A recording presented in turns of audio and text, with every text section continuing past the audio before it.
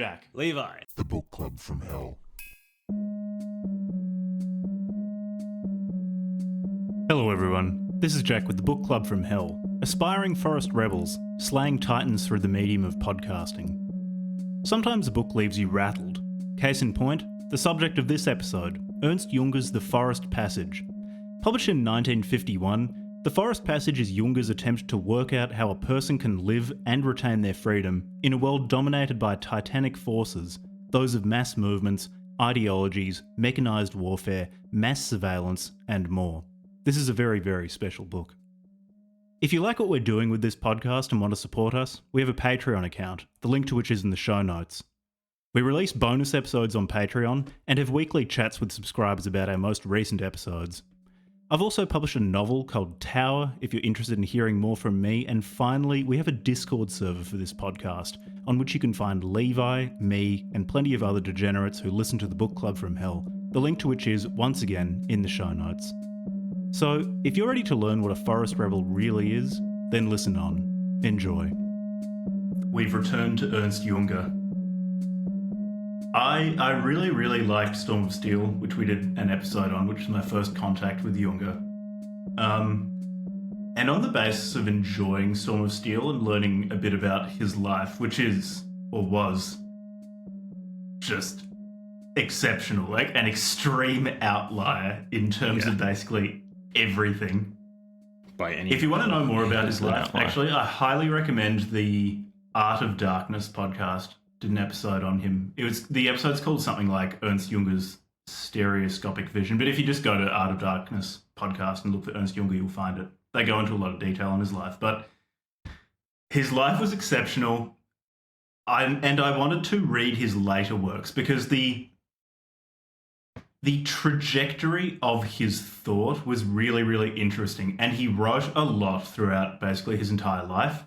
So you get to see the trajectory of his thought, and you get to see it changing with quite a lot of resolution. Like there are a lot of, I guess he updates his version control pretty regularly every time he puts out a new book.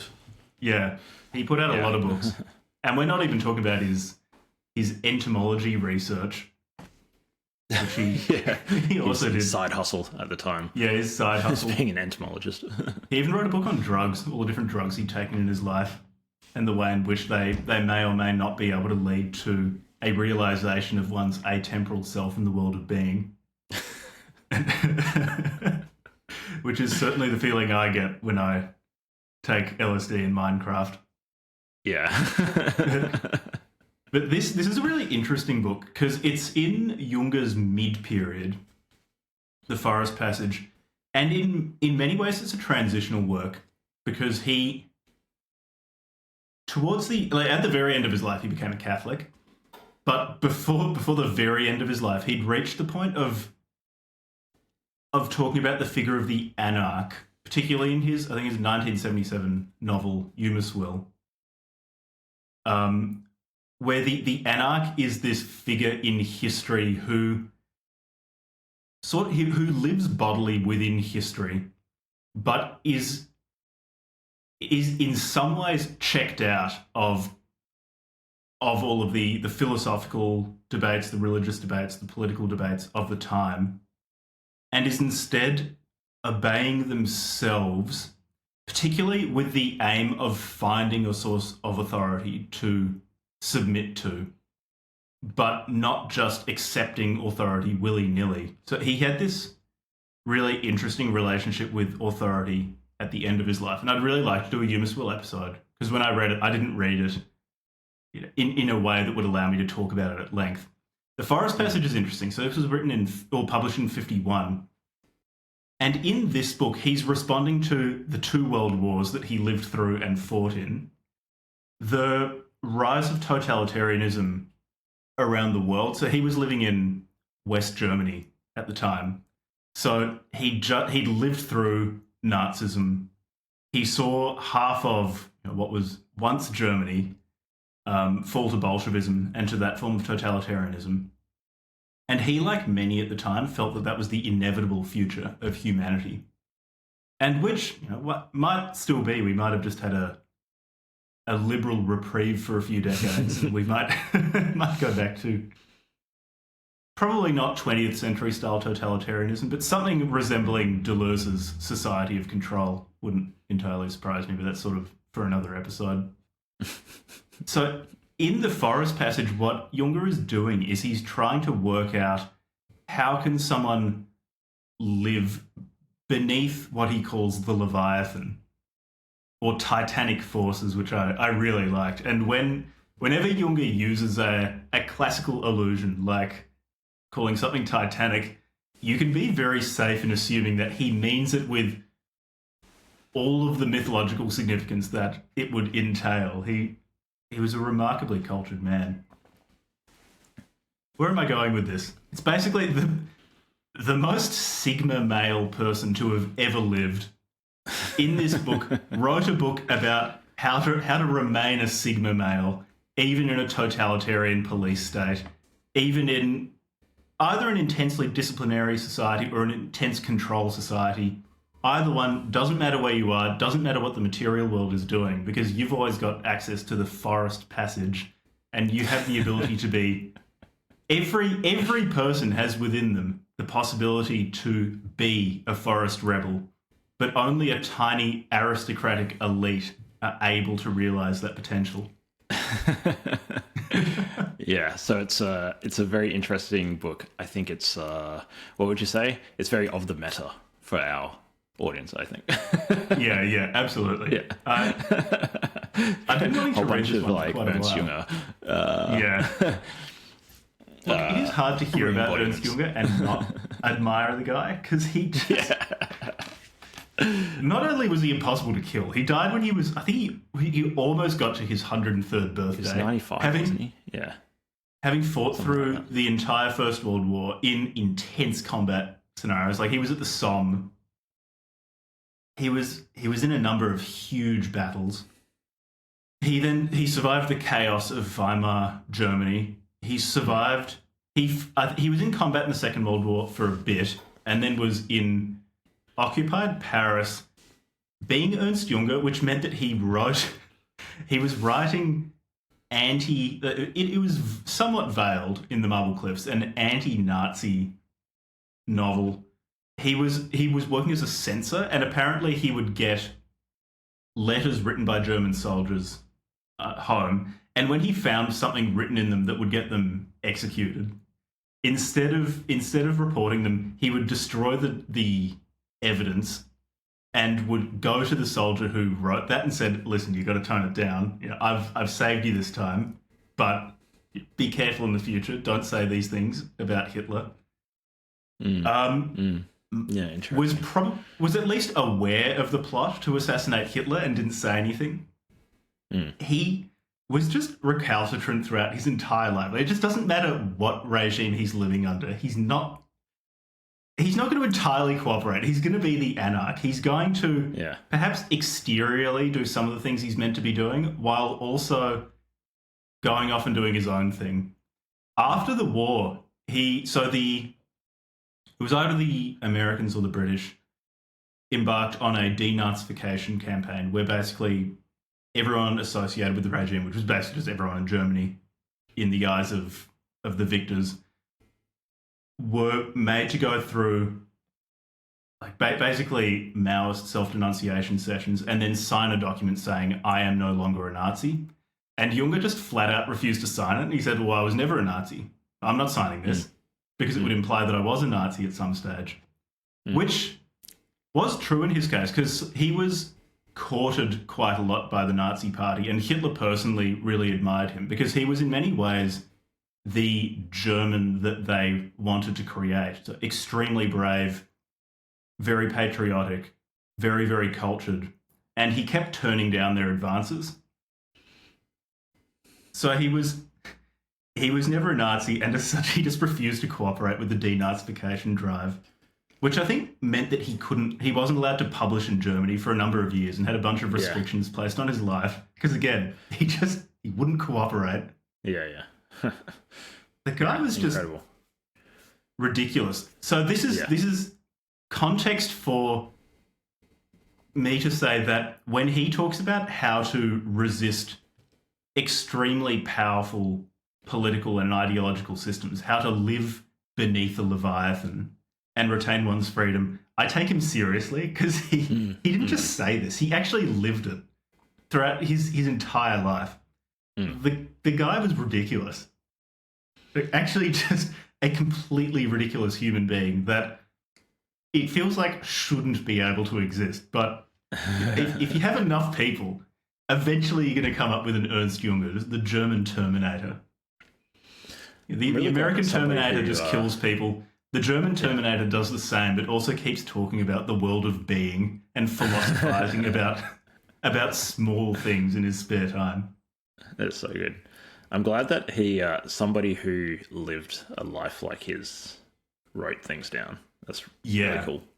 Yeah, because obviously, I'm sure for every person who had a comparably interesting life, most of them didn't write it down. Yeah. And not only wrote it down, but was a really good writer. Yeah. So there's somebody made an interesting point to me recently that, unless I'm mistaken, this is secondhand. Not, I didn't fact check it, but I'll take it as true. Marco Polo is often remembered for being the first European to do the Silk Road, or one of the most important, or whatever. Maybe it's a misconception of him being the first person, but he wasn't the first person. There was at least a couple of generations of Europeans doing it, and including people in his own family. But he was the first person to write it down and make it into, I don't know, something that other people could read. And there's an interesting lesson, I think, in that. Sometimes some people just live really, really goddamn interesting lives. And even if you are, I suppose, even if you find them distasteful, as in the case of, say, how some people regard Trump, or even if you don't disagree with their particular point of view, they're still probably really worth listening to, because if they had an interesting life and survived some interesting times, their perspective isn't arbitrary, and there might be something worth listening to, especially as if they wrote when they were older and were reflecting on it, as is the case with Ernst Junger's later texts. Yeah. It's especially good, like I said earlier, when they've been writing consistently through their lives, and you can see the evolution. Yeah, because there must be very few people who've actually done that. Yeah, very few. Junger's really interesting in that respect, because there are a number of things that he continuously touched on throughout his life, and that remained important to him. One is fighting. Junger was basically at every point willing to pick up a gun to defend what he believed in. And again, it's not just idle talk when he puts it in this book that I'm just paraphrasing, but he says something to the effect of, freedom is not guaranteed by laws. Freedom is guaranteed by the father of his house with his two sons standing in the doorway with an axe. It's paraphrasing the quote. But when Junger says it, it's you actually were willing to do this and did do it on several occasions. Yeah. Also interesting in his view of technology, and we'll get into this when we talk about Titanism, or the Titans. And it was in his earlier days, he was really excited by technology, even in its worst forms. I recall a section in Storm of Steel where he'd be talking about getting shelled in the First World War or something, and he's looking around at his fellow soldiers and the obliterated landscape, and talking about how this is the crucible within which a new breed of man is rising. That the extremity of mechanized combat was ontologically transforming those involved in that combat and creating this new breed of men who were fanatically brave, able to follow orders, able to use technology to impose their will on the world. And he seemed in awe of it, but excited by it. And as his life went on, he became more and more suspicious of technology. Not not ever discounting its ability to influence the world around it, but more concerned about it as not even an ideological tool, but as an ideology in itself, as this force which followed its own logic and which enfolded humans into that logic rather than humans using technology to pursue their own ends. And there's a bit of that in this book. He'll mention it. It's more directly addressed in his novel The Glass Bees, which I'm pretty sure he wrote or published not long after the Forest Passage. It's from the 1950s. And then he wrote a number of non-fiction pieces on technology as well. Also, how he viewed spirituality changed a lot in the course of his life. How his early works is basically just absent. It's not really important. War is an Inner Experience I haven't read. It might be in there, I'm not sure. But certainly as he got older, he got more and more German. He got more and more obsessed with the atemporal world of being, which seems to just be the mark of Germanness. You love pine forests and you love the purity of being. Pine forests are pretty good though in Central Europe. Yeah. And if you fill those two criteria, you're just a German. Yeah, that's fantastic. It's actually quite funny considering Ernst Jünger is basically just the German. The German. In that case. Yeah. Yeah, like if you're maybe not born in Germany, you could be African or Chinese and be of the German spirit, of the German spirit, if you really like pine forests. If you really like pine forests and the world of being. And the world of being, yeah. Even Oswald Spengler, you might be German. who certainly said that he had unchanging being as subordinate to changeable becoming. I think he's just swapped around the terminology because Ernst Junger's being seems to correspond quite well to Spengler's becoming. But I'm saying this just to make sure that my theory of spiritual Germanity remains intact, consistent with German writers. Depends which, I suppose, doctor of the spirit, philosophical spirit doctor you're referring to. Spirit doctor, PhD. A Junger type. Do you follow more in the school of Junger or Spengler for your 20th century German metaphysical philosophers? I know who'd win in a fight, which means I know what I believe. Yeah, absolutely. So, I mean, we've kind of gone over the problem situation that Junger was facing. He'd just gone through the meat grinder of the first 50 years of the 20th century. And when I say meat grinder, 2 world wars that he personally participated in. There were bloody revolutions all around Europe, brutal civil wars. His country had been divided in 2.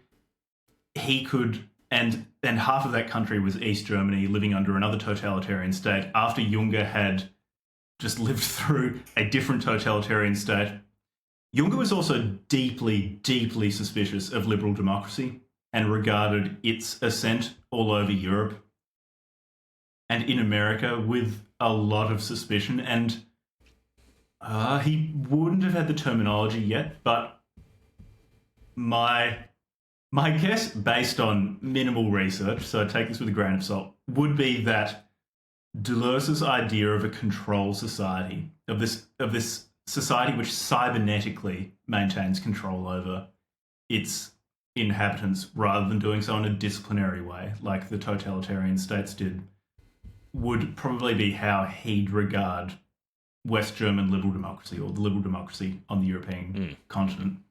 He did not trust liberalism. It really did not trust it. So he had to come out with a way out. Of I suppose these totalizing ideologies. Yeah, absolutely. His project with this book. Yeah. The way you put it there, I think, is completely right. Yeah. How do you retain your freedom under totalizing ideologies, which he called leviathans. So I suppose if you want to live in society, I suppose the only way out is in. Whereas one option is to become like an ascetic or to exit society and just go and live essentially independently in the woods, like a Thoreau type or something. Yeah, Ted Kaczynski. Yeah, Kaczynski type. But I suppose that would be a physical forest rebel, whereas he's talking about remaining in society, I suppose, because he was able to remain in society and be extremely productive. And yet he was also a forest rebel, but an interior forest rebel, I suppose. Yeah. Yeah. The funny thing is, too, a lot of the regimes that he was talking about how to live under, he outlived. Yeah. Yeah, which is quite incredible. Yeah. So, with the current situation, when he was writing this and when he published this, was this 51? I'm pretty sure this was 1951. Yeah, 51. So, at that time, how he phrased his problem situation, I really, really like. So he has two images of the same thing. He says, at the moment, at least in the Western world, we're on a high-speed train. We're on this mechanized physical entity that's speeding really, really quickly. It demonstrates our power over the physical world, but we're also all beholden to it. So if we step off the train, we die. We get splattered along the ground. And the train is also, because of its movement, it's contingent. It's constantly changing. It's moving through time. But there is something outside the train. The train is going through a forest, and this forest is still and unchanging. And if we look out the window of the train, it looks like our surroundings are moving really, really quickly and are just as in motion as we are. They are just as subject to temporality and time and decay as we are and as the train is. In reality, though, the forest is still and the train is moving relative to the forest. The forest is outside of time. It's this acausal, atemporal realm of pure being. But while you're on the train, you can't access it, or you don't know how to access it, because again, you get off the train, you die. He also used the image of the Titanic, and he must have loved the irony of calling this ship the Titanic and then crashing, because he talks about Titanism a lot. The Titans in Greek mythology being these extremely powerful pre-Olympian beings, but who also overreached. They overextended themselves in their hubris, and that eventually led to their downfall. And he regards technological society, materialistic society, or this nihilistically reductionist society as Titanic. It has incredible power. So he witnessed well, not personally, obviously, but the atom bomb. He was alive for that. He was alive for the nuclear armament. I forget when the Soviets got their first atomic weapons, but I'm pretty sure by the time he wrote this book that there was already a nuclear standoff. He witnessed people being able to fly in heavier than air aircraft. So when he started fighting in war, he saw people riding fucking horses. And then he saw the tank. He saw bombing raids from aircraft. Yeah, he saw machine guns appear. So this guy... He saw the invention of computing. Yeah.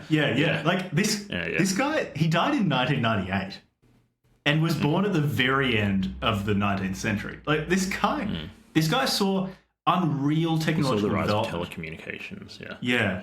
So it really gives you a sense of why he viewed this as Titanic. He viewed humanity as also engaging in this Titanic project of accruing incredible power, but also through hubris driving towards their own destruction.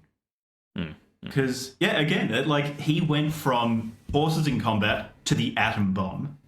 what was I saying? Oh, the Titanic. So he must have really enjoyed that the Titanic was called the Titanic. This huge expression of modernist optimism, technological optimism, smashing into an iceberg and sinking. He also uses this metaphor in a similar way to the high-speed train. The Titanic, it's this huge technological ship that we're trapped on. There's this unchanging ocean around it. There's an unchanging land somewhere beyond the ocean. But we don't have access to it if we don't know how to survive in icy water and swim ashore. If we just jump off unprepared, if we just exit society unprepared, then we'll die. We'll drown very quickly. So his project in this book is basically, how does one leave the train? How does one leave the Titanic without, respectively being splattered on the ground or drowning in icy water? How does one reach the shore? How does one reach this unchanging atemporal forest? And it gets almost so. Aldous Huxley. So I read The Perennial Philosophy by Aldous Huxley, and this is I'm pretty sure very heavily influenced by Buddhism and certain forms of Hinduism. But this idea that in one sense it's a project of how to leave the train and reach the forest. In a deeper sense, he says what you need to realize is that even on the train, you're within the forest, that everything is this forest of pure being. Yeah. Fascinating. What a life. It's absolutely mind-blowing. I keep bringing it up, but yeah, it's just mind-blowing because you've got to take this guy seriously to at least some extent, because he went through the most fucked events of the 20th century, personally participated in a number of them, and came out the other side with this view of, oh, well, there is this contingent material world that can appear terrible, but within every person is the ability to reach the atemporal world. Yet only a spiritual elite will take that opportunity. It's a person like Ernst Jünger who makes you realize like how much change there was last century. The fact that somebody witnessed that. So he actually lived to 102. And I think he died just short of his 103rd birthday. 1998. Yeah, so his 1895 to 1998. So I'd also like to mention that he got shot in the head in the First World War. Yeah. Like, obviously, not through the middle. It was just it just kind of grazed him, but still, like... Yeah, he got trumped. Blew a bit of his skull out. Got shot in the chest a bunch of times. He literally dodged life and death, having his brain splattered by a centimetre. He wasn't doing the Brian Johnson longevity routine. He got shot a bunch of times, shrapnel wounds. I just pulled up a list whilst you were talking before, a list of like major technological and scientific breakthroughs that happened during his lifetime. So between the years 1895 and 1998. So these were some of the things that were created. The airplane. Great. General relativity. Penicillin, 1998. So that means obviously World War One, like how many people died that Junger would have seen die because of the lack of penicillin. Like crazy. The atomic bomb, the transistor, the structure of DNA, the space race, the personal computer. He saw the beginning of the internet and the human and most of the Human Genome Project. That's how much change this guy saw. Plus, he lived under these regimes and under these. Would you say? Is it fair to say that? I would like to hear your opinion on this, Jack. Maybe you know more about history than I do. But from the point of view of kind of impersonal ideologies, the 20th century seems like the most horrendously ideological century that I know of in human history. Yeah, it was a bad one where I think part of the problem was people drank too deeply of the Enlightenment Kool-Aid and decided that they could rationally design the whole world. These structures to impose upon societies in a manner of pure quantity. So the quality of, say, the pre-existing culture, of the landscape, of the history, of the language was just seen as irrelevant because you just had this quantity of people that you could impose. You can impose fascism on. Oh, we can impose Marxism on this. Oh, we can impose liberalism on this. And the idea that you can just theorize an ideal type of a society and then impose it on a large group of people, many of whom won't want to be involved in it, which then necessitates violently imposing it upon them. And then not only that, but so actually may as well bring it up now. Junger talks about part of the problem situation that he was writing in was what he called global civil war.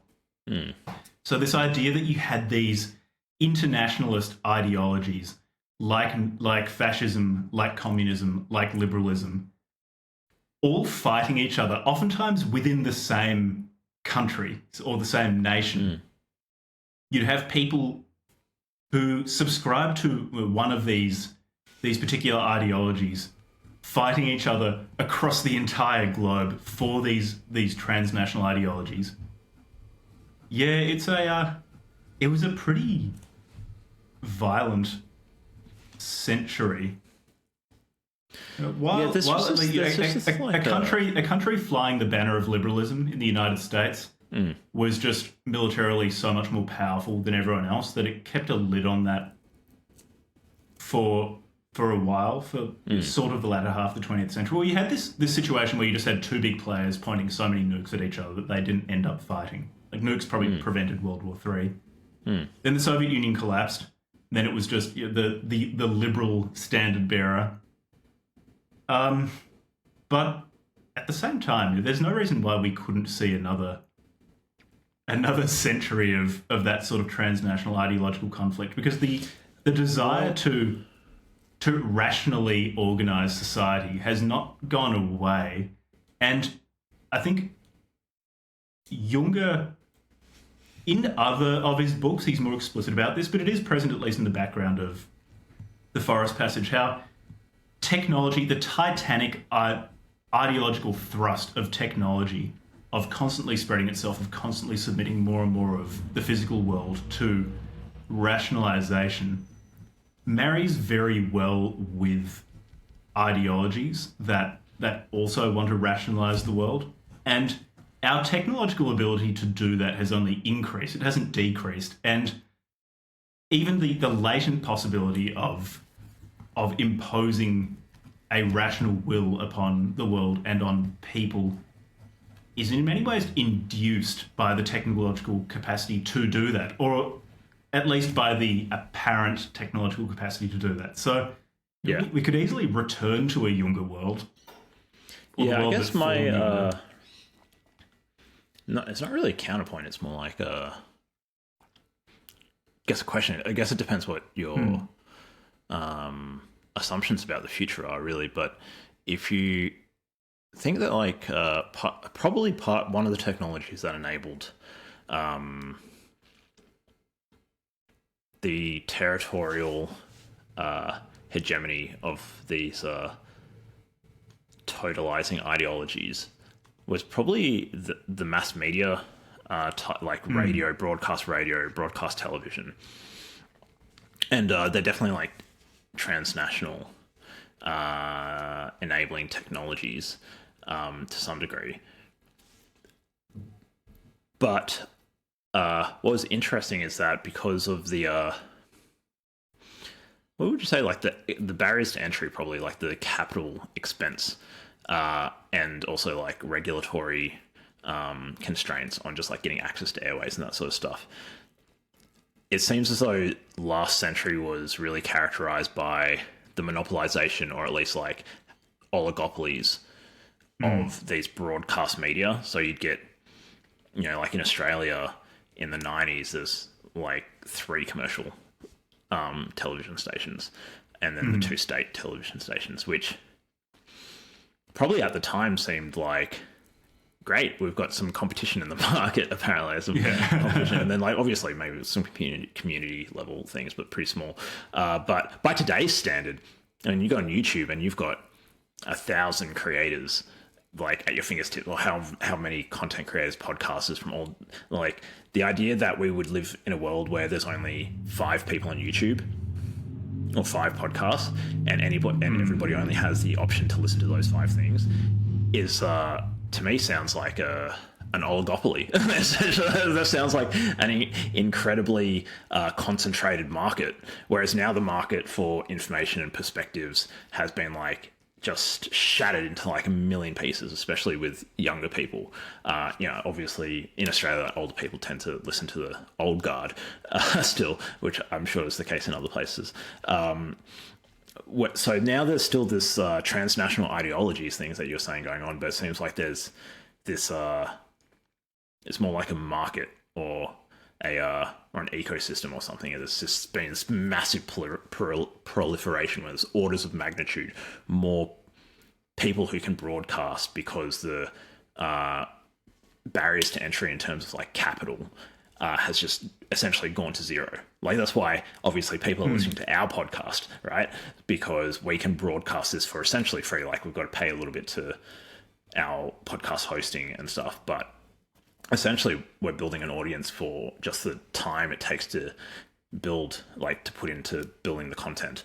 And that's the case for, like, our guests and stuff. So there's been this massive proliferation, but it is transnational.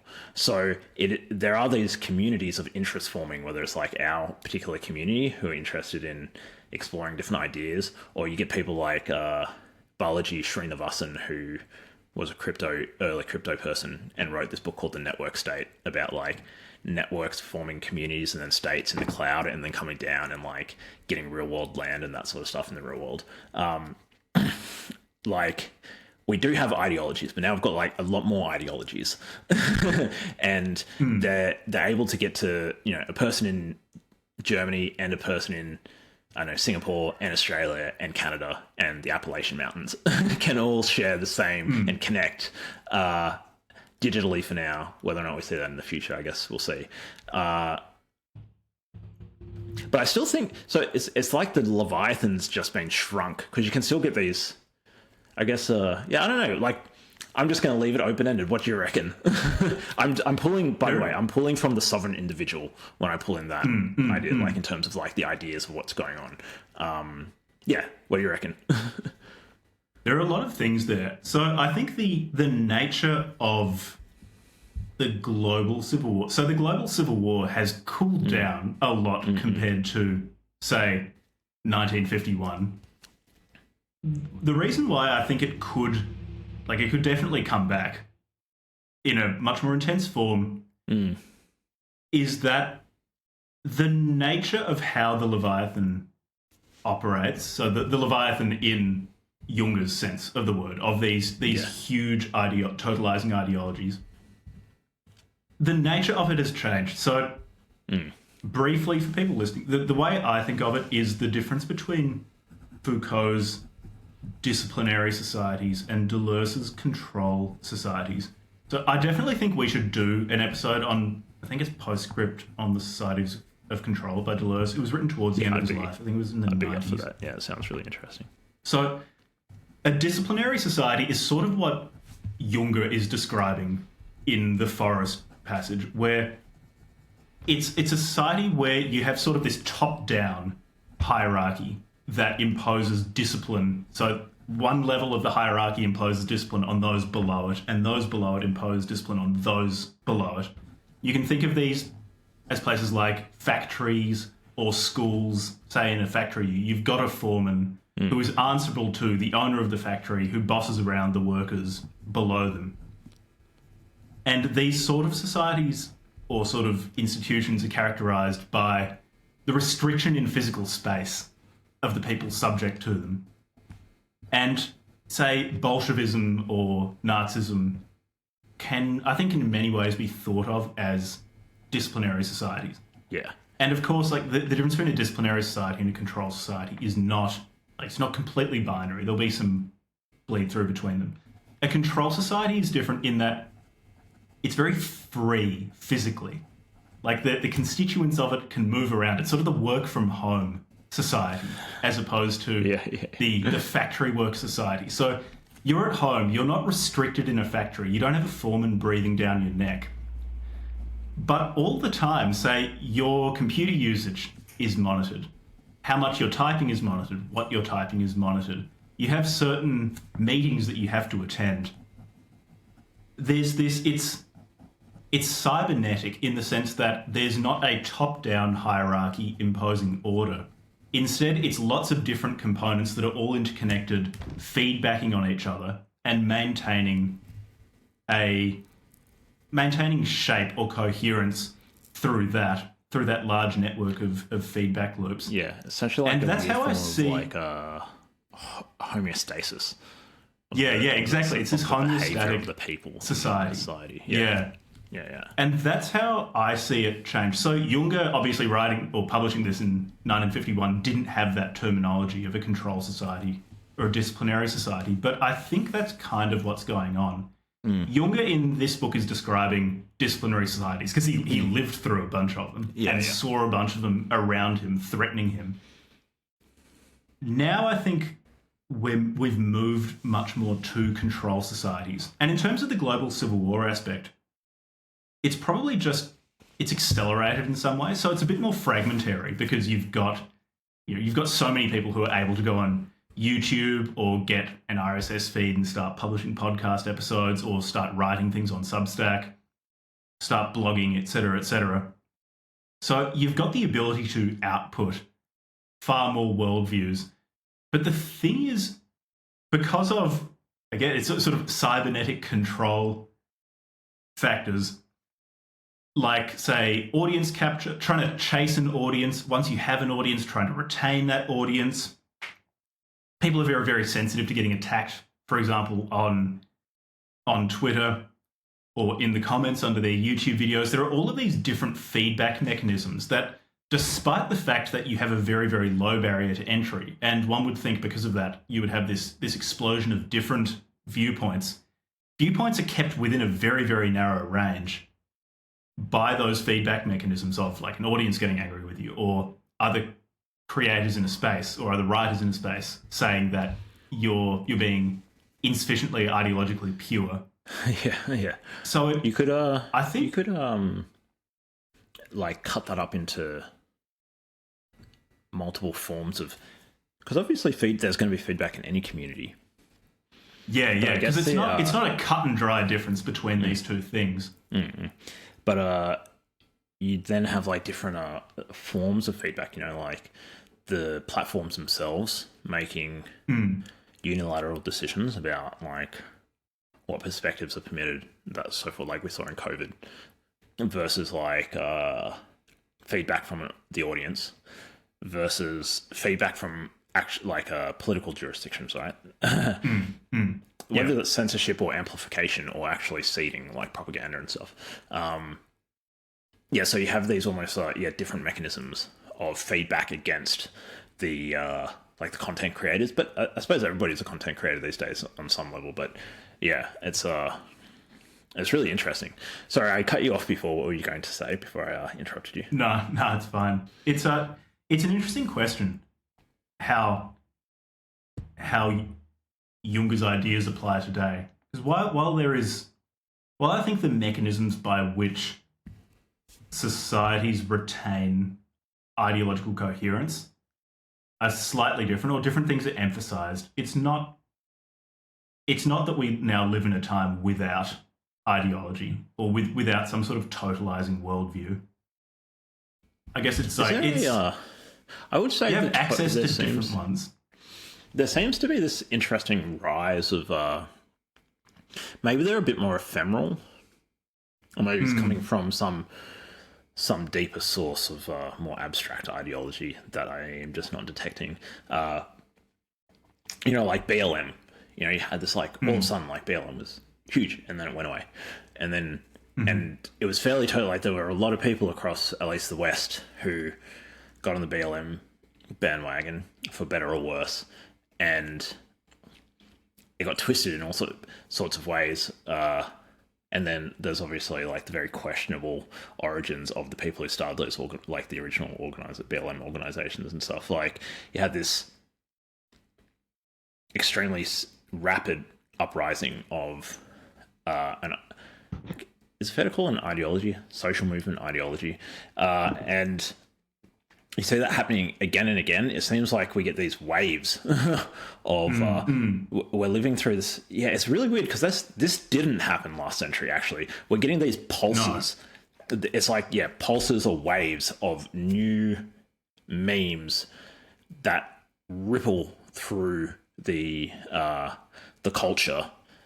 But because we're a global culture, you're seeing. Obviously, we're each in our own individual.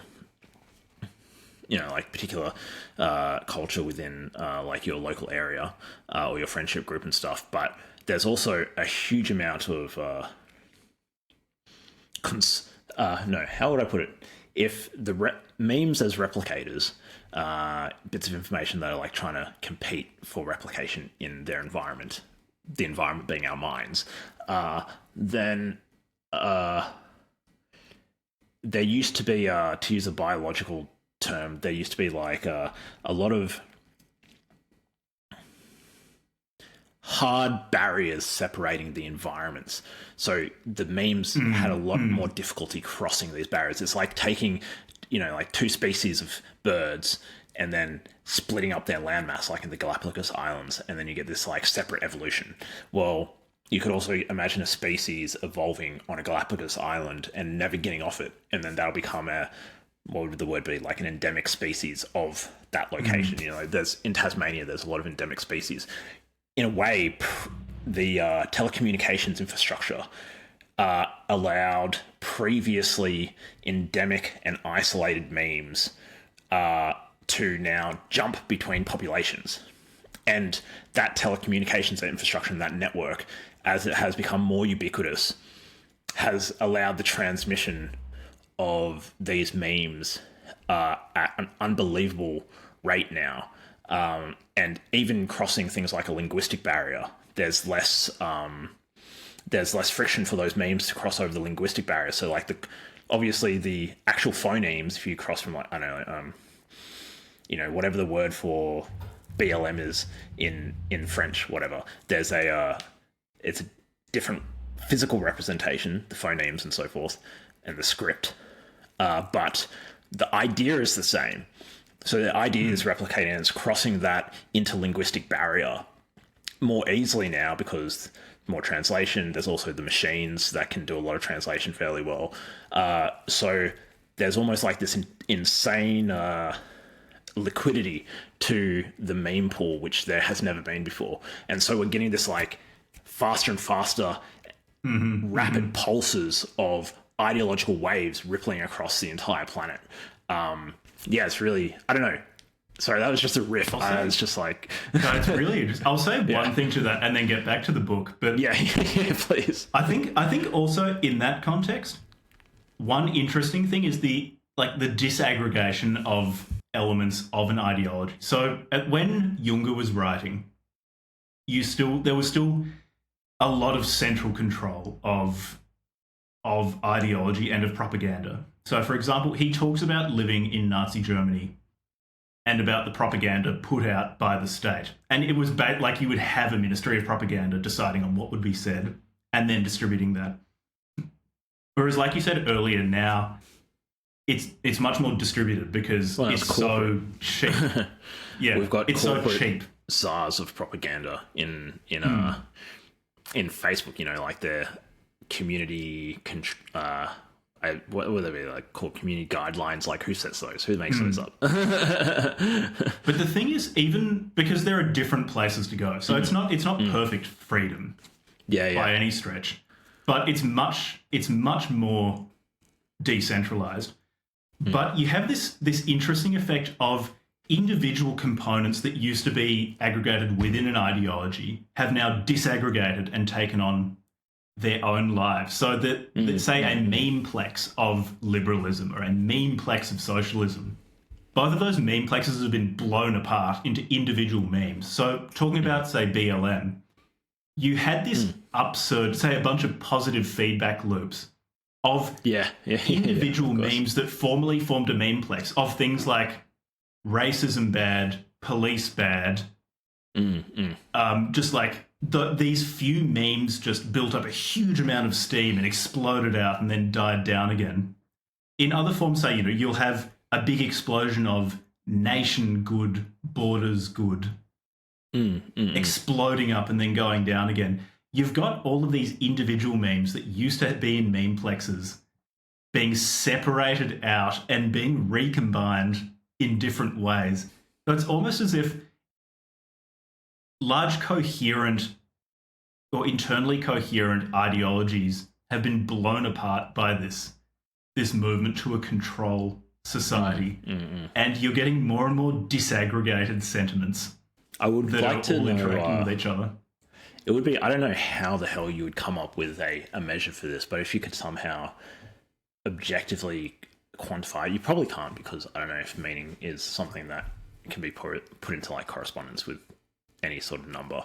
That would seem that, I don't know, if you can, you're probably a pretty clever person. But like when you can measure, like in genes, like genes are really lovely and simple because they can be represented really succinctly in terms of numbers. Like we can just ascribe like 0, 1, 2, 3 value to like the different base pairs, and you're basically using a quaternary, like instead of a binary digit code, to encode like the pattern on the gene. It's a quaternary alphabet that can encode like that information. You could, in principle, I guess, like come up with a numerical representation of like those genes, and in particular, like well, I guess this must be like the field of like quantitative genetics and stuff, but I haven't studied that. But I'm guessing, like looking at like the what would you call it? It would be something. It would be called. It must be called something like the. Do you know this term, Jack? Do you know what the word for the concept I'm trying to explain is? Like the propensity with which two genes are likely to travel with one another during like a reproduction event. Sorry? If they're linked. Yeah, but and like to what degree? So some might be completely uncorrelated and some might be more or less correlated.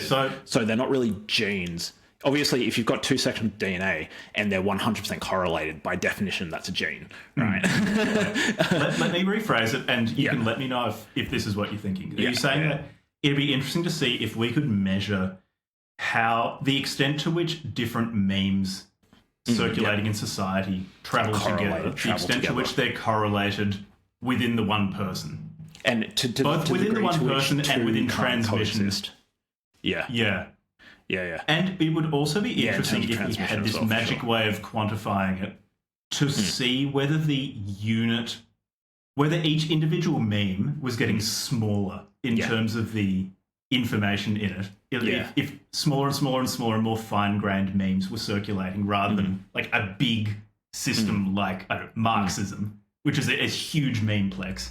And instead and also the like frequency within the population like would be really interesting, because then you'd also see like over time, just like with I guess Venn diagrams, you could see like the different ideas like what proportion of people actively accept that idea, just changing in frequency over time, some of them going extinct, disappearing from the meme pool. So Junger was living in a society where there must have been, how would you express it, like very low variance in transmission, because these top-down structures were like enforcing fidelity of transmission. Low variance, and the packets of information were big. Yeah, really big. It was the size of liberalism, fascism, communism. Yeah. The way that I think about it, right, is that like with So it's easiest to talk probably about maths, right? Like, so you've got this number concept, right? Historically, when you look at the number concept, it started with essentially putting members of a group into correspondence with symbols. So you could say like 3 fingers, and there's just this like counting. So we start off with integers, obviously, but then as people, like, that idea has this autonomy to it. It has its own complex intricacies, which are independent of whether or not the person who came up with the idea of integers wanted that intricacy to exist. And other people come along and play with the same idea, and they ask a question like, well, what's in between 1 and 2? Like, what if I've got half of my pinky chopped off? How many fingers do I have? Do I have 4 fingers or 5 fingers? Or we need to invent a new number concept, fractions or decimals, and express that as 4.5 fingers or whatever. And so each of those number concepts, like, in some sense, the field of mathematics is an exploration of that idea and the relationships between those concepts, and those are independent of whether or not the mathematicians want the world of mathematics to be a particular way. They have this independence to them. And I think, like, it's a little bit different with ideologies because they might not be in correspondence with, like, something like numbers, but they have this independence to them.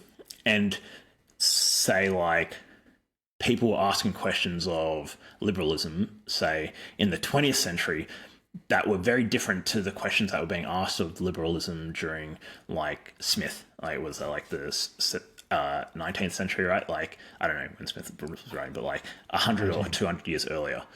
And so those questions, exploring what are the consequences of this, like, entity that we're interacting with, that seems to govern our society. And now we've got so many people taking these entities, playing with them in their mind, critiquing them, or like trying to spread them out to other people. Whereas under Junger, like, I hope I'm saying his name correctly, like, during Junger's lifetime, he saw this, like, immense,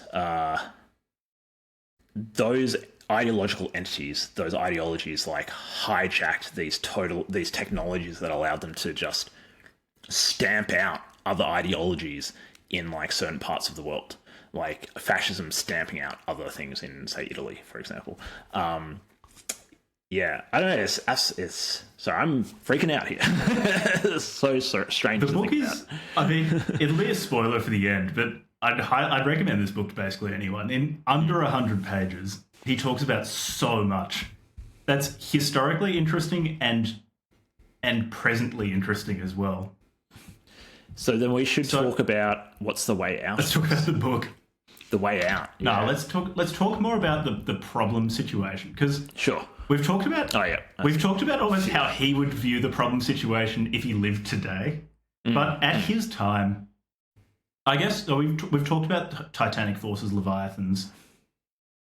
He talks about demonic forces too, which is interesting. I'll only briefly touch on it because it's just really interesting how he viewed Hitler and other populist totalitarian leaders, but particularly Hitler with the Völkisch movement, as tapping into these latent demonic forces present in people and present between people and bringing them to the surface.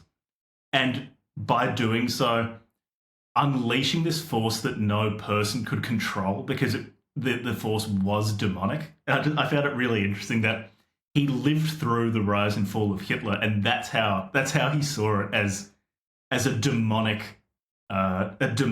event. Anyway, one way in which this situation of the high-speed train or the Titanic, the ship, is maintained is the use of fear. And this is the fear of death that's present in every person, or almost every person. Almost everyone's scared of death.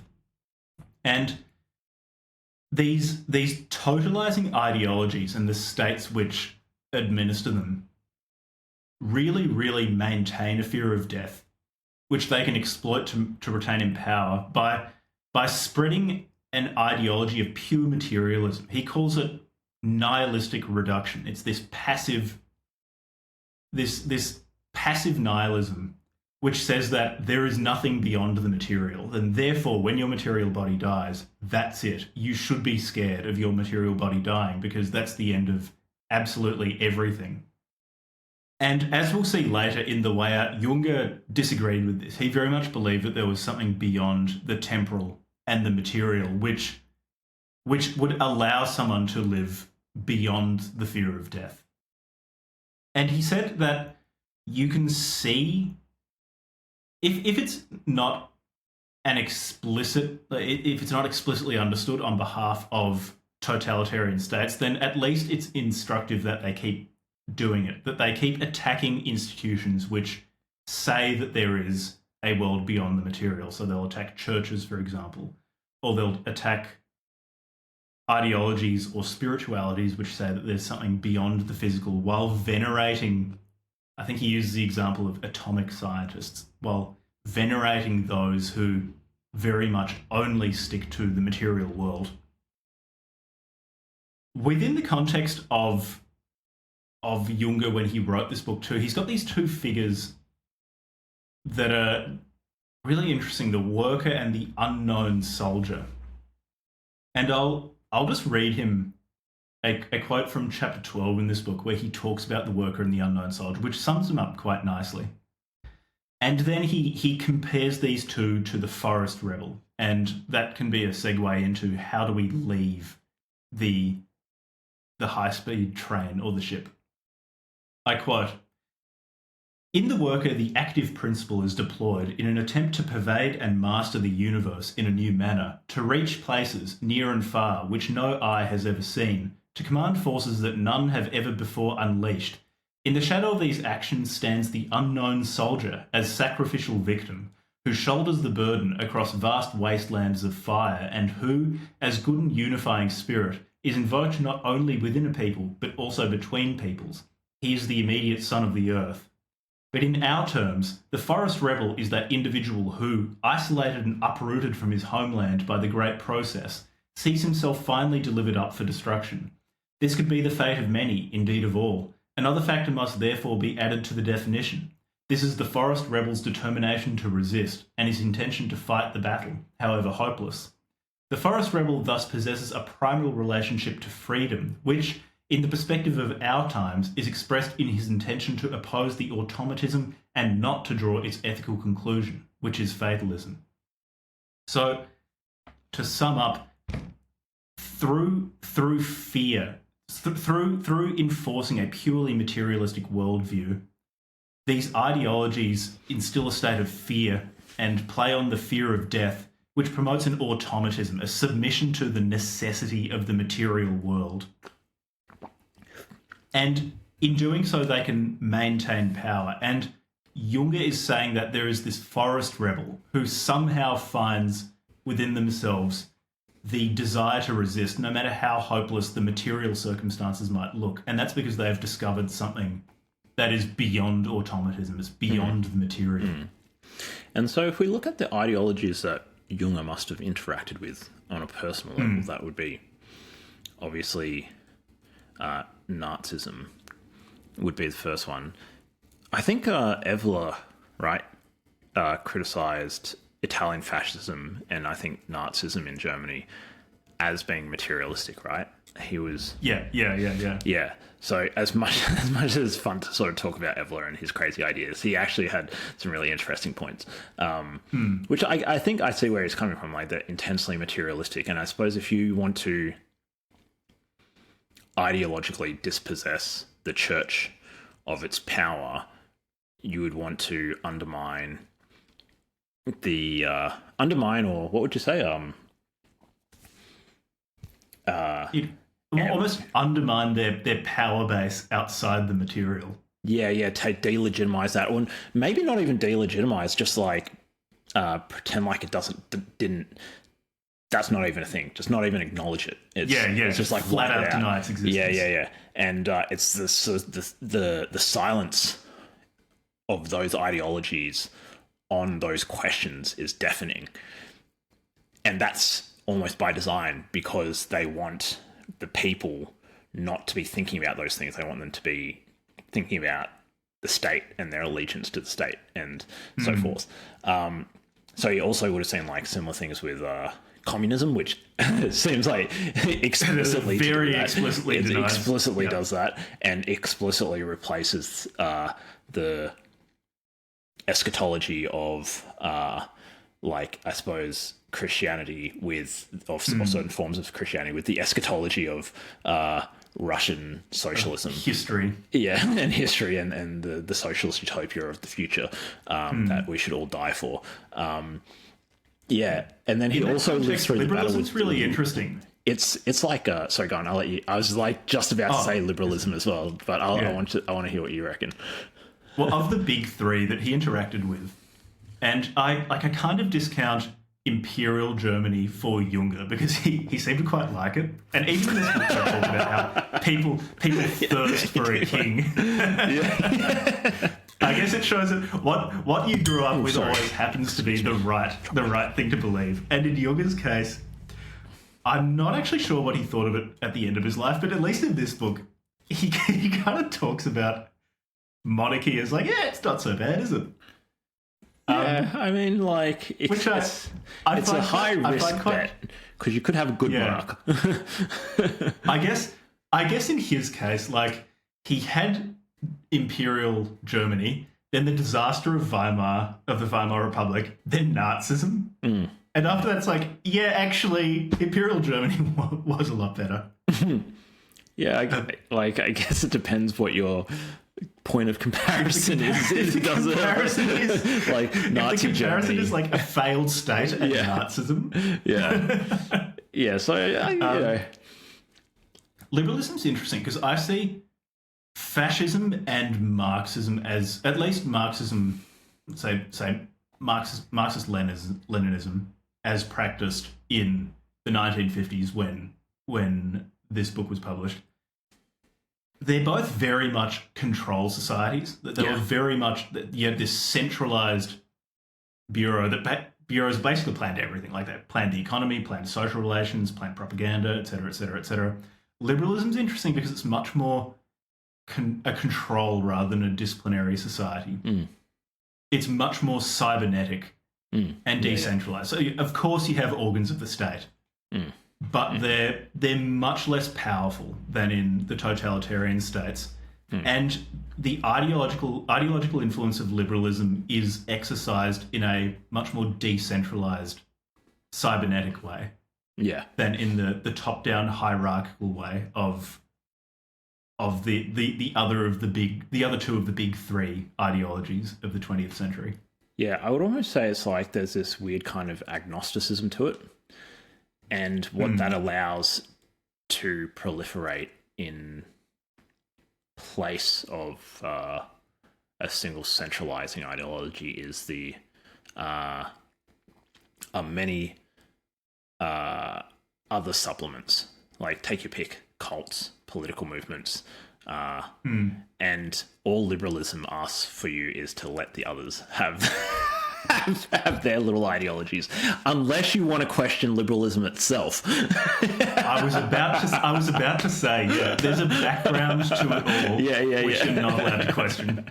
And I guess like that's where ideology does its best work, when it's not seen as ideology, it's just seen as the way of things. Especially, and I think like I would normally go to bat for liberalism, but I'm not going to in this case, because the overreaching of in the last, I don't know, I guess since the end of World War II, with the US's foreign policy in particular, the rise of ostensibly liberal military forces thinking that they should impose their liberalism on, say, people in the Middle East or in Vietnam or whatever. And I guess to me, it always seemed contradictory for a liberal democratic country to become so intertwined in the affairs of other countries, because it would seem to me that consent is like a foundational underlying ethic of liberalism that has become more and more refined over the course of like the last 400 years. Consent of governance, consent of market participation, consent of interpersonal relationships. Like consent is kind of the other side of the coin from freedom. And as in, your freedom implies other people's consent and vice versa. And that is being transgressed when you impose liberalism on another people without their consent. Yeah, and but you have to give them the framework within which to consent to other things. Yeah, it's interesting. Yeah, it's interesting. Hey? In terms of going into bat for liberalism, like I'm basically a liberal. Like my first principles are liberal. It's more I recognize it as an ideology, which is, I guess, where I differ from. Well, you've got to pick, right? You can't. Is there such a thing as a non-ideological person? There could be, like, it could just be pure randomness, which, like, that would be non-ideological if your every decision were in some way just random. I don't think human decision making works like that. I think you're always going to have some underlying structure to how you value things. Yeah. It's interesting talking about consent and things too. So it'll be a really interesting episode actually to do something on Carl Schmitt, who was contemporaneous with Junger, but much more compromised by the Nazi regime in that he was a legal theorist who initially wrote, he was sort of in some ways ambivalent about the Weimar Republic. He didn't like that the rulers in the Weimar Republic weren't using more state power to defend it. And then he, with the rise of the Nazi Party, started writing legal justifications for Nazi repression. But in The Concept of the Political, which is a book that I think would be worth us doing, he talks in part about, it's either in the concept of the political, or I forget the name of the essay. It was, at least in the edition of the book I have, it's at the end. It's called something like The Age of Depoliticizations and Neutralizations, something like that. It's in one of those two works where he talks about the danger of an ideology coming to see itself as universal. And I think that's where the problems that you're describing in liberalism, which I think are very real problems. I'm not a fan of liberal imperialism. The evangelical universalizing aspect that something. Yeah, so the universalizing thing. So what Schmitt said was that it's very dangerous when one starts fighting for humanity. Humanity is this universal principle, because it means whoever you're fighting against is opposing humanity, and anything can be done to them. It doesn't matter what you do to them, because you are fighting for humanity. They are on some level not human or less human than you, because you're representing humanity. So it's never phrased that way, in part because of the social mores under liberalism. So it's always phrased as, we need to save this particular group of people who are having their freedoms impinged upon. We need to save this particular group of people who are not able to consent to the things being done to them, and we're going to give them their ability to consent by, without consent, blowing the shit out of their homes. So I think that's at least part of where what you're describing comes from, that the universalizing aspect of liberalism, and that it fights for humanity. Yeah, even the idea of human rights, like... Yeah, I am suspicious of, if not the principle, some aspects of human rights I'm suspicious of, because it's very frequently used as a fig leaf to go invade someone. Yeah, it's often also a fig leaf to set up kangaroo courts in places like Australia. It's like... so you appeal to a higher morality than the simple law. Than the legal structure that's evolved over the last, like... 400 or 500 years to like deal. And if you oppose human rights, you're opposing humanity. Which again, like, just anything can be done to you.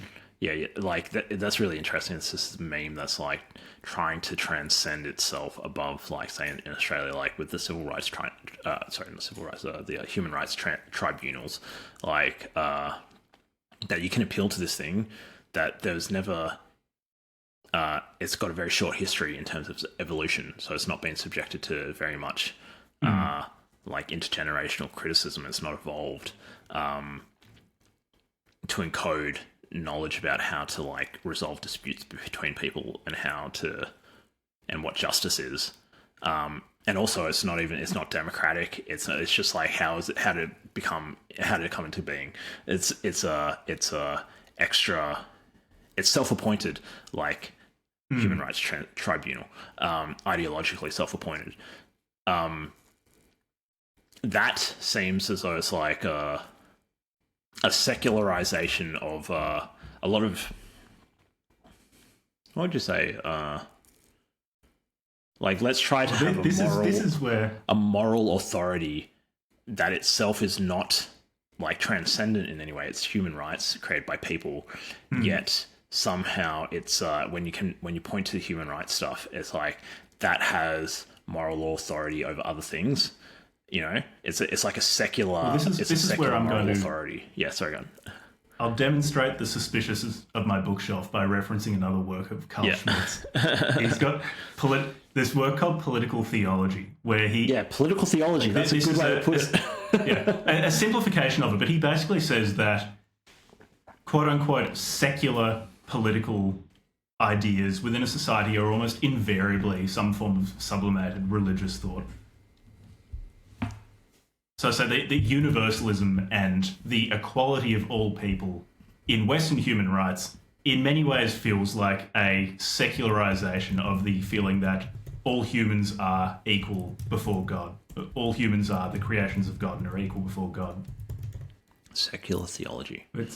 Yeah.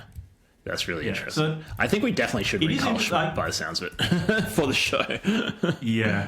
Yeah.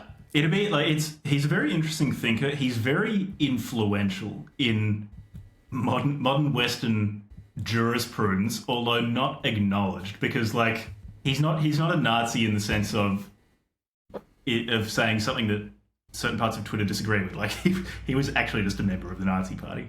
Yeah.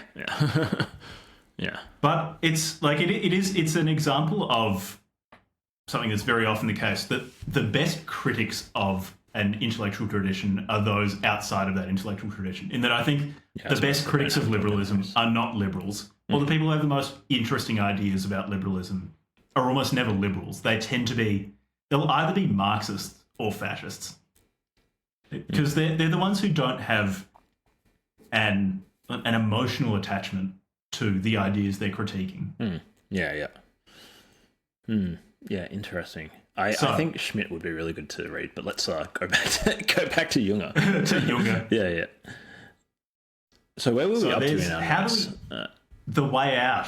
I mentioned the forest rebel. So how do we get out of life under a leviathan or within a leviathan? So Junger is German, and as such, he believes very strongly in the world of being. And forests, beautiful forests. It's just pure Germany. It was because I've been reading Volume 2 of The Decline of the West, and it just, when I started reading the book, I just started laughing. It was like, this is the most German thing ever, because it starts out talking about the forest and the majesty of nature. And then he immediately starts talking about the unchanging world of being. It's like, the Germans can't help themselves. That's so good. They love it. So there is this atemporal world of being that all humans have access to. It's within us, that we are it. We are an emanation of this pure, unchanging, atemporal being. And our body, much of our mind, are these expressions of it in the contingent material world that's subject to time. And ideologies live completely within this contingent material world and are subject to time. They are of time. They are that speeding, high-speed train. And so there's actually this part of existence that they can't touch, they're just not part of it. They can't go anywhere near it. And nihilistic reductionism to the material world makes us fatalistic. It makes us submit to the necessity of the real world by forcing us to deny the existence of being. And because he's a German, he starts talking about capital D destiny.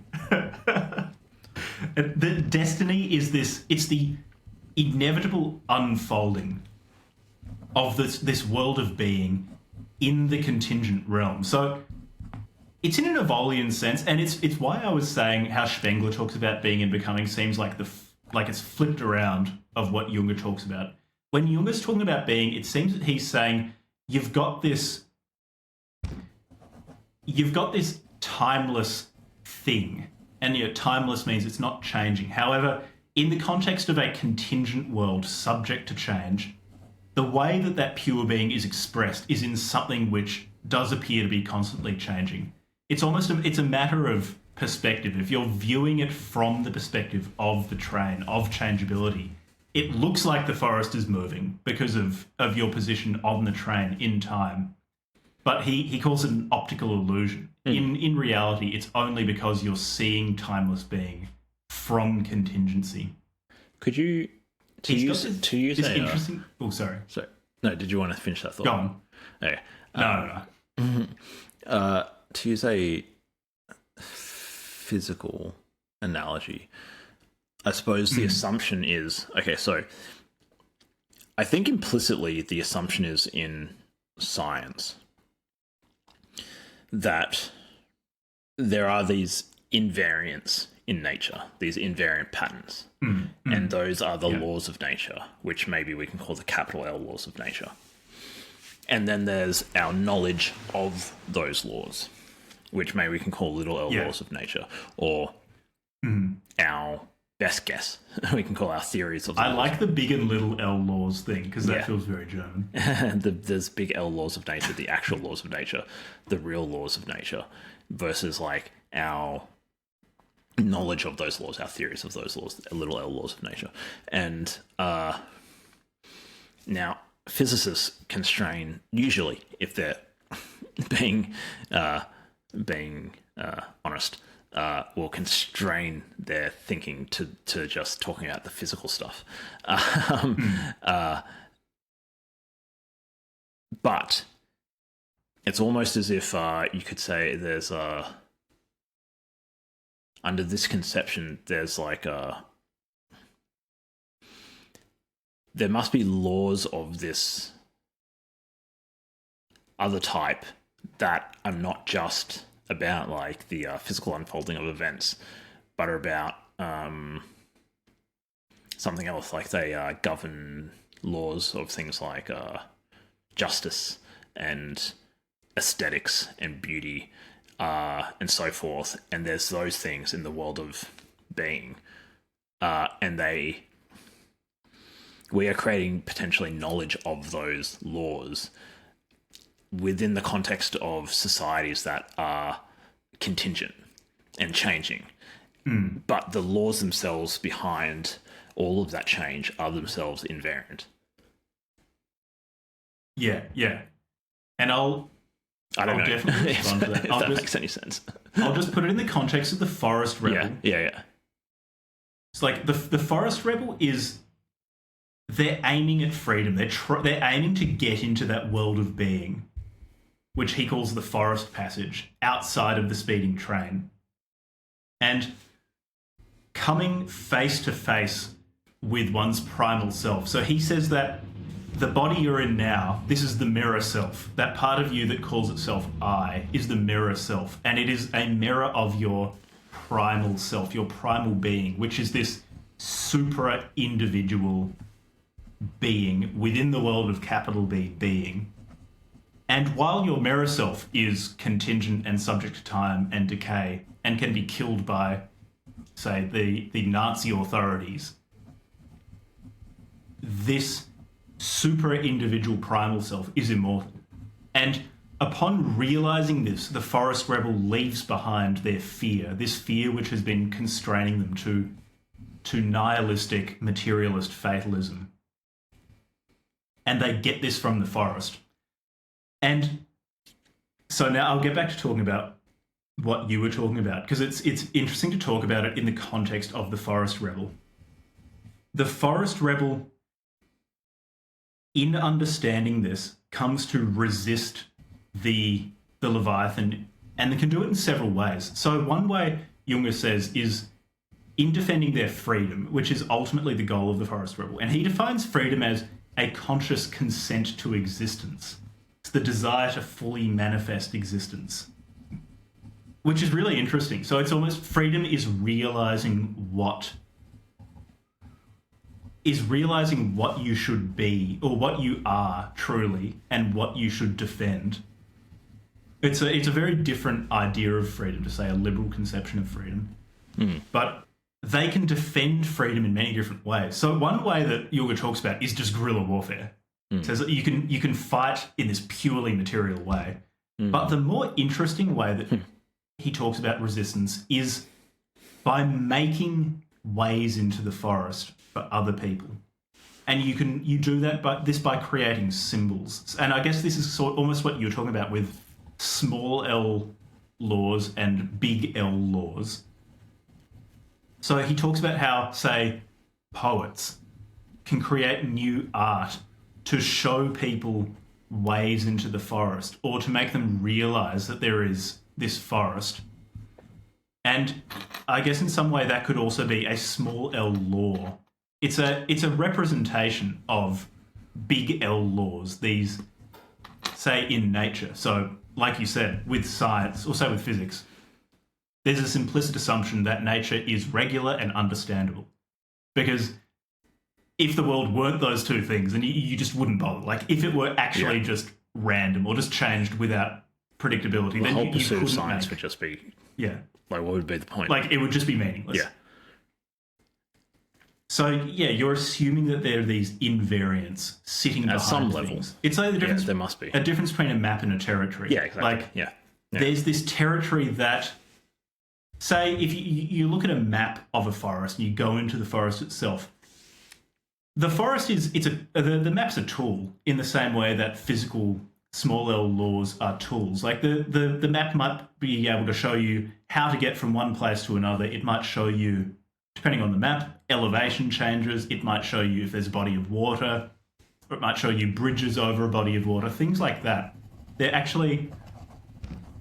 They're human tools in response to human problems, trying to illuminate or represent this space. However, when you're in the forest, it's completely different to the map, the laws you've made. So there are the smells of the forest, the feel of wind on your body, the sound of trees in that wind. And I think that's what Junger is talking about when he's saying that there is this other way the forest rebel can resist, by making small L laws relating to the big L laws. So just to riff on your idea, I'm trying the tactic of like putting my hand up. People who are watching a video will see me putting my hand up. We should try to. Why didn't we try that earlier? Like the other person. Because we're dumbasses, and it's over episode. We've done more than 100 episodes and haven't worked this out yet. Yeah. Let's try that from now. That's a really easy way to solve the problem of us interrupting one another all the time, is just hold up your hand until the other person sees you, and then they decide, all right, this is a good place to stop. I'll let Jack have a go. We finally figured it out. This might be the very episode, listeners. This is the last interrupt episode, and from here onwards, we no longer have horrendous interruptions between one another. Anyways, I'll say what I was going to say. If I can remember now, damn. Oh, yeah. Just we're talking about the map and the territory. Yeah, the map and the territory. All maps have a perspective. The perspective of I suppose the design objectives of the cartographer, right? So, an interesting example is the maps of train lines in various cities. The one that I know the best is Melbourne and Sydney, where the point of the map is to represent, roughly speaking, the directional relationship between the paths. So like one path heading north, one path heading south. And then like the order. The maps care about the order of the stops. And to a much lesser degree, the distance between the stops, unless there's a significant difference, in which case they'll represent it. But it's not to scale and it's not consistent. So those maps have actually ignored a whole bunch of details about like certain quantities and certain other features of the landscape. Like they obviously ignore elevation change. They obviously ignore the actual distance between stops. Like A to B might be 5 kilometers and B to C might be 2 kilometers, but on the map they'll be equidistant. And so between one of those, the same length. So the map designers in those cases had, I suppose, a representational problem they were trying to solve, and they had to make trade-offs. Now, to sort of bring the analogy all the way back to the original point, it makes you wonder with regards to two things, Jack. The design decisions or the problem that they were trying to solve in the representation of, one, ideologies, but then two, people's representation of the forest. So like a good example would be like the Buddha representing the forest as, I suppose, like a lack of things, not necessarily like a serenity, nirvana being like not necessarily something that can be represented artistically, but the Christian representation of it being, depending on which brand of Christianity, explicitly a lot different. The visual metaphors to like how you should think about it and imagine like life after death or whatever. It's like different metaphysical cartographers have made design decisions about how they're trying to represent the forest or the world of being. And maybe on some level, just like with science, like nobody knows really. There's still the ontology epistemology gap, the what's real versus like our knowledge of what's real. It still applies in the case of the forest. Whatever the forest is, there's different representations of it. Some of them have the people who design those representations have agendas that are not in your interest, and some of them are trying their best, but they're full of mistakes. But the fact, they all think that there is in fact something there to be represented. Yeah, and that's where Junger's idea of this unlimited creativity of the forest comes from. Because he acknowledges that it's not possible to represent the forest perfectly in the contingent world with things like art. Would you say what the best art? Yeah. Would you say in that case, I was just going to say yeah. You go. What the best art does is it invites one into the forest. It shows someone that there is a forest to inhabit, and the forest can only be experienced. It can't be represented. Yeah, go ahead. And so sometimes you have this issue of how can you possibly, the medium through which you're representing the thing that you're trying to represent will affect how the consumer of the representation interacts with it. So the example that comes to mind is if you're trying to create a photorealistic representation of a forest glade, you're going to have a lot harder time doing that with crayons. the medium itself through which you're expressing that representation is more or less appropriate or capable of actually rendering the thing well. And in this case, because we only have access to material things, we're trying to render our representations of this non-material world, the forest, but we only ever have access to our physical bodies and the physical medium of communication and so forth.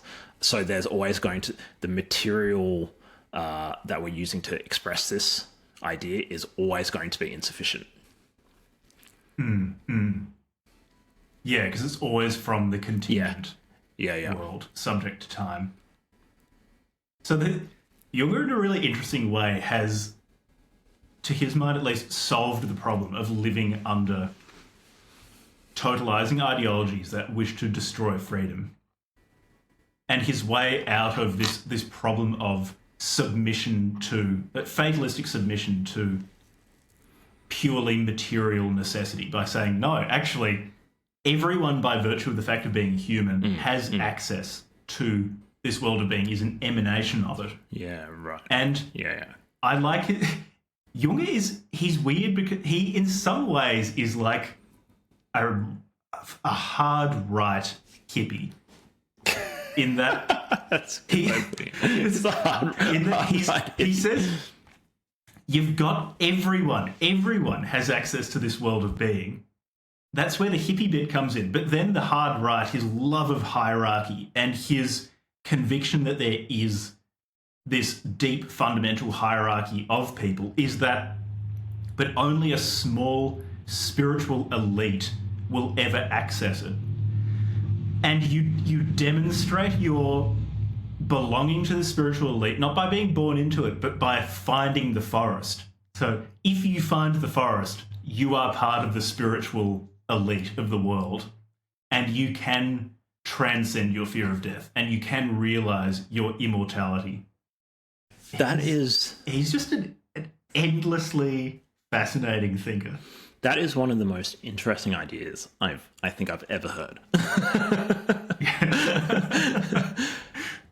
Because then it's really it's an elite of merit in that case. Yeah. Because it takes a spiritual merit, yeah. Because it takes a special person to, one, even try to pursue that path, and then two, to see through the illusion of one's own ideological context or cultural context through to something that transcends that. And it's accessible. And it's accessible by everybody who chooses to pursue that path. Yeah. Yeah, that's so crazy. And then once it's been reached, an act of rebellion is creating symbols that allow others to be drawn into it. Yeah. That's an amazing idea. That actually is a legitimately amazing idea. Yeah. Yeah. So it's a deeply creative form of resistance. It's plus it's Ernst Jünger, so he was also like, oh, but then you might need to shoot some people. He's eminently profound and eminently practical at the same time. He's like, I also know how to shoot a gun and defend my physical body. Yeah. So I guess what comes to mind for me, Jack, with that idea is that you can see, as you study more and more history or literature or spiritual traditions, that there are these people, and maybe we'll talk about, we'll listen out later, because we've got a big list of people and literary thinkers who engage with this idea of the forest. But suffice to say, there's people who saw through it in their particular historical, ideological, cultural context. And we benefit now, decades after, hundreds of years, or in some cases thousands of years after they lived, because they created symbols. And those symbols were able to persist beyond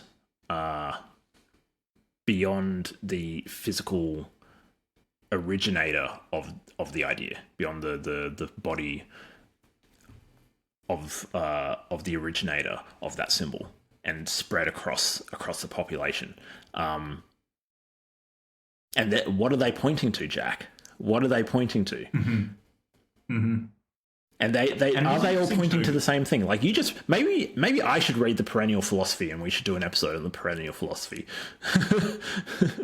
We could. I mean, that book has actually had quite an influence on how I see things. A shout out to, I think his name was Dank Enlightened. He disappeared from our Discord server, but he recommended that book.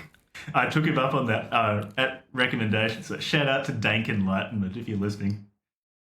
He came in, criticised our interpretation of, I think, Nick Land, Curtis Yarvin, recommended the Perennial Philosophy, and then left. Nice, that's awesome. A number of people. So I guess even this is a symbol in the world of contingency, but a number of within the Western tradition, particularly the German tradition, a lot of people have talked about this. Separation of the world of being and becoming. But like you mentioned, in Buddhism, I know very little about Buddhism, but that idea seems very, very prominent, that there's a separation between a contingent world and a world of emptiness, or an eternal world, which is actually present. It's imminent in everything. In the contingent world, you just need to realize it or understand that. Yeah, even at least if Aldous Huxley's interpretation is anything to go by. Yeah, one of the most important symbols in Buddhism, at least in the Buddhism that I've been exposed to, which I suppose is what's called Theravada Buddhism, is mostly what I've been exposed to. Although I'd be interested in exploring some of the other things.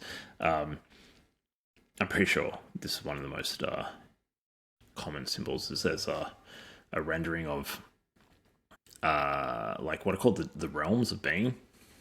So you have like the realm of the hungry ghost. These spirits that are hungry to eat, but because they're immaterial, they can't actually eat anything. So they're tormented by their hunger. You have the spirit, the realm of the gods, and they're perfect and they never know suffering. And then there's the realm of like the animals, which are material, but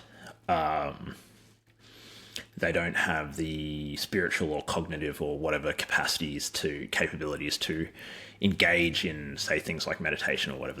They're bestial. But then there's a very special realm, which is the realm of humans. And humans occupy somewhere in between animals and gods. And there's this really famous painting of those realms, like as sort of like a portrait like shape, like an A4 piece of paper. If you imagine, it's cut up into, say, 7 different areas, where each area on the piece of paper is like representing a different realm of humans, beasts, hungry ghosts, gods. And then there's the Buddha, and the Buddha's like pointing a finger at the moon. And at least one of the things that you can take away from that, that some people have like read into this symbol. Oh, and in the middle of this like image is a wheel, and the wheel represents the wheel of the Dharma, which is like the teachings of like the path to enlightenment by the Buddha. Like the Buddha's pointing at the moon, and there's a teaching, I don't know where I saw this, but the teaching was something along the lines of people who are spiritually misguided become obsessed with the Buddha's finger. They're like, what's the deal with the finger? And not realizing that the Buddha didn't want us to look at his finger, but wanted us to look at the moon. And a lot of people who are spiritually misguided, who, for example, like people who become like obsessive about meditation, you can get into this trap where like you think that meditation is like this becomes a form of idolatry. where you come to worship the idol and not what it is pointing at. And they haven't realized that they're meditating on the finger. And depending on which tradition you follow, like, for example, Taoism says at any moment you can achieve enlightenment if you stop looking at the fucking finger. Like, it can be a spiritual adept, a meditation master, or it could just be like a novice. There's no reason why a novice couldn't just immediately see the moon and become enlightened. But everybody is obsessed with the goddamn Buddha's finger. And it feels as though that, like, in this case, in this particular, like, symbol, you've got this person, like, in this case, like, living 3,000 years ago or whatever, in a different part of the world, totally different language, saying, like, there's something that I'm trying to point to, but if you only become obsessed with the symbol of me, the symbol of my words, the symbol of my finger, you're not going to see the moon. You're not going to see the actual thing. And nobody can show you that thing. They can only show you symbols of the thing. And those, being able to create those symbols has incredible power. So we talked about, before we were recording, we talked about Jesus. Was another person who, like, Junger became a Catholic, who I'm sure Junger would have considered as someone who made symbols to point the way towards being. So, and the power of it was such that... I'll be back in a tick. I can still hear. Yeah. It grew within the Roman Empire, and then grew within the Roman Empire, filled it, and then outlived it. And so, Roman Catholicism, it retains actually a lot of the external symbolism of Rome, even the Latin language, the fact that it's called Roman Catholicism, the fact that the Bishop of Rome is the Pope. But where the symbolism is pointing in quite a different direction to that of the symbols of the Roman Empire, of the world that Jesus lived in.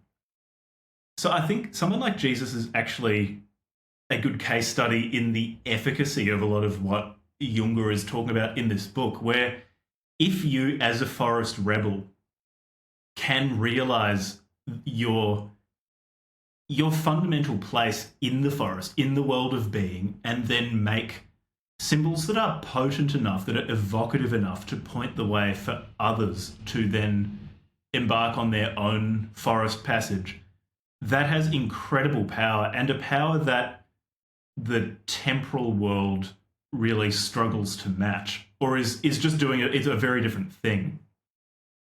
Before recording too, we made a list, or thought of different books that were written off at similar times and dealing with a similar problem of, say, this difference between the world of being and becoming, being a forest rebel, how to maintain freedom within a society that is seeking to limit your freedom. And once again, freedom in Junger's sense is, let me pull up the exact quote. A conscious consent to existence, the desire to fully manifest existence. So how to deal with that. And we thought of a few. And these are, to greater or lesser extents, congruent with Junger's vision. And the first of these was 1984 by George Orwell, published in 1949. And this is an interesting one because Junger names this specifically in this book as a vision of the future that's wrong. Because in 1984, there's no mention of an atemporal, acausal world from which emanates the contingent world of being, within which, say, Ingsoc is instantiated, and within which Ingsoc has power, but Ingsoc doesn't have any power within the world of being. But Orwell didn't mention this, and for this reason, Junger, towards the end of the Forest Passage, says, no, 1984 was wrong. Like, it's an interesting thought experiment, but it's fanciful because it doesn't acknowledge the world of being. Brave New World, written by Aldous Huxley, published in 1932, is another interesting one in that, again, it's a vision of a purely material technological future. So a purely utilitarian future. One that probably has more bearing on the present than 1984, I think. But it's interesting considering it from Junger's perspective, and I imagine his problems with it would be similar to those with 1984, where it doesn't, probably not at least to Junger's satisfaction, express an unchanging world of being. I guess in the distress the protagonist feels at the world of that he arrives in Brave New World, there's the implication that maybe that's because of some sort of echo of the world of being, or it could just be because of his upbringing. It's unclear. It's also been a while since I've read Brave New World, and I didn't expect that I'd have to draw insights from it based on the work of Ernst Jünger. Atlas Shrugged is one we talked about, which I thought was an interesting one because Ayn Rand was a straight-up materialist. She just flatly denied that there's anything but the material. And Galt's Gulch in Atlas Shrugged. So for those who haven't listened to our Atlas Shrugged episode or read Atlas Shrugged, it's basically you've got an America that's falling apart because people hate the creative and the wealthy and those who are willing to take risks and just try to take all of their money to redistribute it. So these people start disappearing from America and withdrawing their labor from America. And I won't go into more detail because as many problems as I have with the book, it is a fun read, and I don't want to spoil it for people. But the forest passage of those who are withdrawing their labor from America as a whole, it's a purely material forest passage. Yeah. Like there's no, I guess in some way they live on in their works, but it's not an immortality in the way that Junger would think of it, where like, no, you are actually, your primal self is part of this super individual, atemporal, acausal order. Whereas for them, like they're just withdrawing. They're physically withdrawing from society. And they're often doing Levi stepped away from a moment and came back. So is there anything you want to add to me mentioning those three books? So you mentioned 1984, Brave New World, Atlas Shrugged, so far in Jesus, right? That's what I heard. Yeah. Yeah, I guess on the note of Jesus, there's an interesting question, and it applies to like Siddhartha Gautama, the historical Buddha, and subsequent bodhisattvas after Siddhartha. And it must be the case in other things like people in the Quran and the Old Testament and stuff.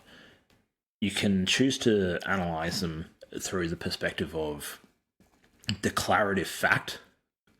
You know, did Jesus physically die? Did his heart stop for 3 days? Was he decomposing? Was his nervous system completely disintegrating for those 3 days? And did he actually physically get up, open the door, walk out, and then ascend physically into the clouds? That's one question. That's a different question to, for lack of a better word, the literary Jesus, which interprets that story through whatever symbolic interpretation you want to have of that story. Psychological, allegorical, maybe it's a metaphor for once you choose to live a life of faith, you die. And then after some time, when it's fully baked in, you ascend. And Jesus's life is one that we all live through this metaphorical abstraction of living a life of faith. Say that might be one literary interpretation of it, rather than just like, okay, this is physically actually what happened at this point in history.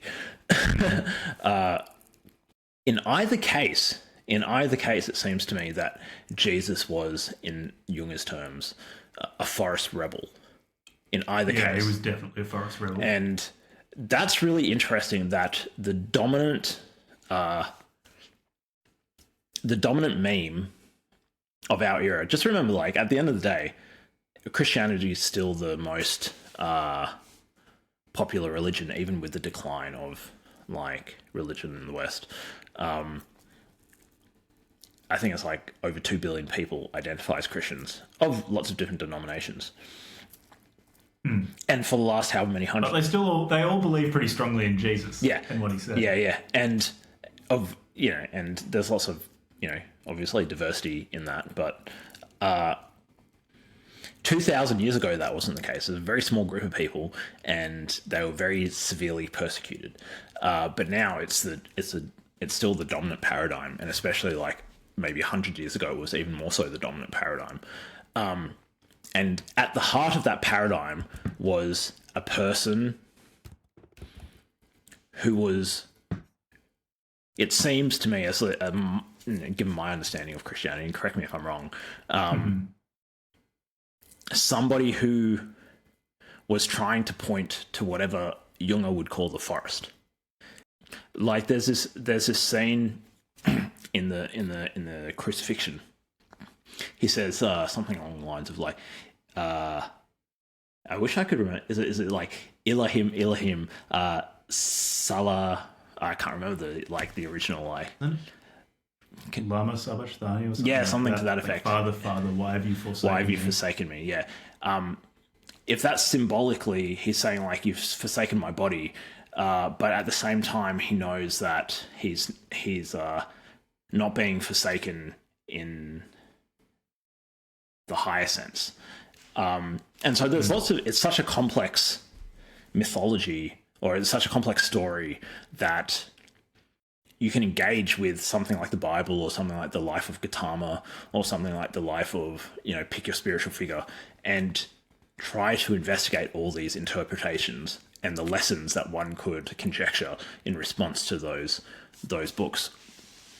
That's really interesting. However, the other four authors that you mentioned, Jack, or the other four books, 1984, Brave New World, Atlas Shrugged, they were explicitly fiction. And whereas like the people who have propagated historically the stories of like Jesus and Gautama and stuff, they're saying, no, this is literally true in some sense. I guess that's my main thing, is like pointing that out, is, does it even matter?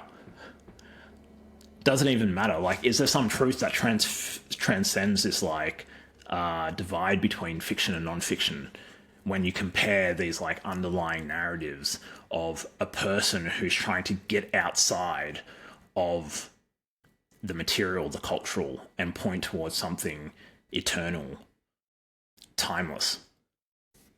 So I think that there are a few things there. So one, the division between fiction and non-fiction. Apologies to people who've, I've probably said this before on the podcast, but probably the main division between fiction and non-fiction, or at least what I consider the best fiction, is an adherence to sort of biographical declarative facts. So say a book of history of some particular event is going to document what was recorded of that event and relay that. And it's considered good insofar as there's a high degree of correspondence between the declarative facts in the work of non-fiction and the declarative facts that we have records of. With fiction, it's not limited by declarative facts, but good fiction does say things that are true. It just does so with facts that aren't biographically correct. So like Anna Karenina wasn't a biological person. Like she was never alive. However, the lessons from Anna Karenina's life in the book of Anna Karenina are true. Like I think they do have a high correspondence to a reality that is more general than just, well, did this person physically exist at this time, like it says in the book? No, it's like ethical truths or... Yeah.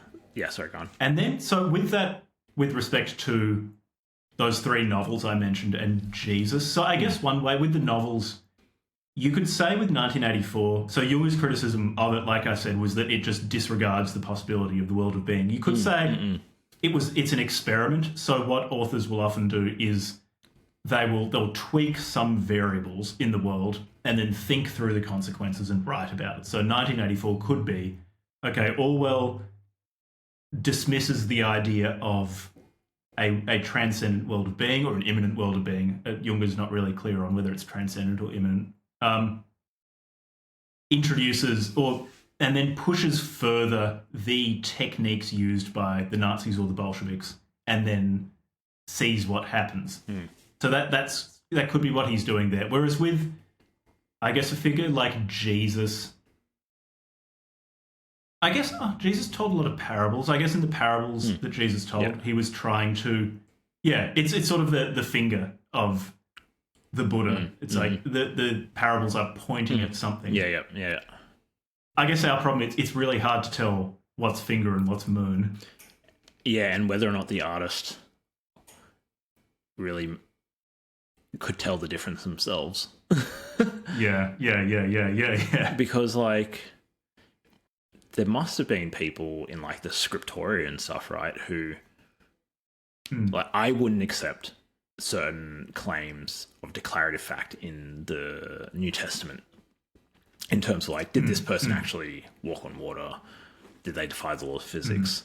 But there were people who did, in the replication of that over time, did believe in those declarative facts. And now there's people today who they might not believe that, like, all right, somebody actually broke the laws of physics, but that's not the point. You know, like Levi, if you're focusing on that, you're missing the point. You know, and you know, that's a valid thing to say, but it's hard to tell. Like, does that even? I guess the question I ask is, like, does that question even matter? Is that like a red herring? Are we asking the wrong question in that case? Like, so what if the person physically walked? Like, the story is not about them physically walking on water, or like dispelling demons from pigs or whatever. Like, or you know, in like Siddhartha Gautama, like having fire coming out of his eyes. It's like, if you're hung up on that, you're hung up on the wrong thing. Again, in a weird way, you're mistaking the finger for the moon. And in some ways, at least if Junger is anyone to go by, and given that this is an episode about Junger, I guess he is someone to go by right now. He basically says, like, when you know, you know. So you experiencing being is unmistakable. That when you follow the symbols, the correct symbols in the right direction, and reach the forest, you know that you are now, you're coming face to face with your primal self. So I guess if you're asking those questions, you haven't reached the forest. But then there's an interesting question about, how do you know you're not mistaken? Yeah, exactly. Like, at the end of the day, conviction is a feeling. But schizophrenics have a high degree of conviction about their delusions that are completely false. And so you can't take conviction as a form of evidence. So what do you do? I think the opposite. I think actually they've all experienced the world of being and what we interpret as schizophrenia. Yeah, I mean, no, there are people who think that's like, no, there's an argument around, we maybe need to find a book about this, which is like, in certain societies, people which we might classify now as schizophrenic, in their societies that like shamanistic societies and stuff, may have actually, there's a reasonable case to be made about them being classified as shamans or some other class of person with insight, whereas we medicalize it and say, oh, well, they're delusional or they have these hallucinations or whatever. And to what degree is that just a cultural bias? Anyways, go back to the book and what you just said. How do we get out of that conundrum? How do we get out of this, like, okay, Junger, who at the end of the day is just a person, he's saying, when you know, you know. Okay, but when you know, but also, what if you're wrong? And I think, how much of a... What's that French anthropologist name who wrote the mimetic theory? Stuff about mimetic theory. Oh, Rene Girard. Girard. Like, he did this thing where he was Catholic and then he became agnostic or atheist for a long time, and then at the end of his life he became Catholic again and he like rediscovered God, right? How did he know that in the first part of his life he had this doubt, and then for some number of years he didn't question that doubt, and then he came out of that doubt back into knowing? Like, how do you navigate the transition between these states of understanding that you're in touch with the forest, that you're in the forest, versus a delusion or a mistake, versus like you're ignoring the forest, where pretending like it's not there, but it is in fact there? It's really hard. So there are at least two ways to approach it. So one is a purely almost affective tool use way, in that, I guess, in terms of resisting the Leviathan, the loss of fear and belief that you are immortal and the ability to create symbols that engenders that feeling in others, that will resist the Leviathan irrespective of whether it's true or not. So I get from that purely functional perspective, it doesn't matter. From the perspective that I'm more interested in, I don't know if you can... I don't know how you can know. So you can do things like, you can say, like, have people had similar experiences to me. Jack. And if a really large number of people are having similar experiences, that doesn't necessarily mean it's true. It could just be some quirk of human neuroanatomy makes us fall into certain, I guess, geographies of meaning more easily than others. But it at least says that it's not a purely individual, just a unique thing that you've come across. Is that the... But I'm not sure is that how you know it, really. Is that the role of faith? Because you can never exit your subjectivity. No, of course not. But is that the role of faith? Is that... Yeah. That's literally like... That must be the role of faith. If that... Well, we've got to take you've got to take a punt on something, right?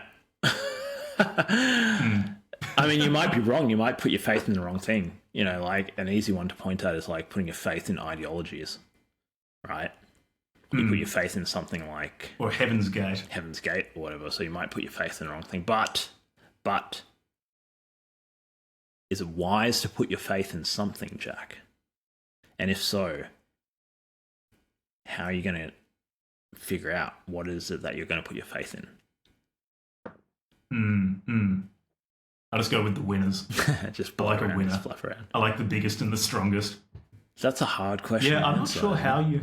It's a really hard question. And because I'm not sure there's actually a firm... Not only do I think there's not a firm, concrete, definitive answer to it, is I think such an answer would miss the point. I think there's something to be said for viewing these sorts of things as a process. And that process could arise in many ways. So it could arise as the optical illusion that Junger describes in this book, of viewing something which is actually unchanging from a perspective of the changeable will make it look like it's constantly changing. It's endlessly creative, but that's only because... it's almost like a two-dimensional being viewing a 50-dimensional object. It's going to look like it's constantly morphing and things like that, but that's only because of your limited perspective upon something which is higher dimensional than you. I think viewing it as a process rather than this fixed point you're going to arrive at and then not budge from is probably more to the point. But I'm speaking in the realm of pure speculation. This is just my intuition. This is not based on, I guess, even on reason. Unfortunately, sorry, I'm going to bug the listeners.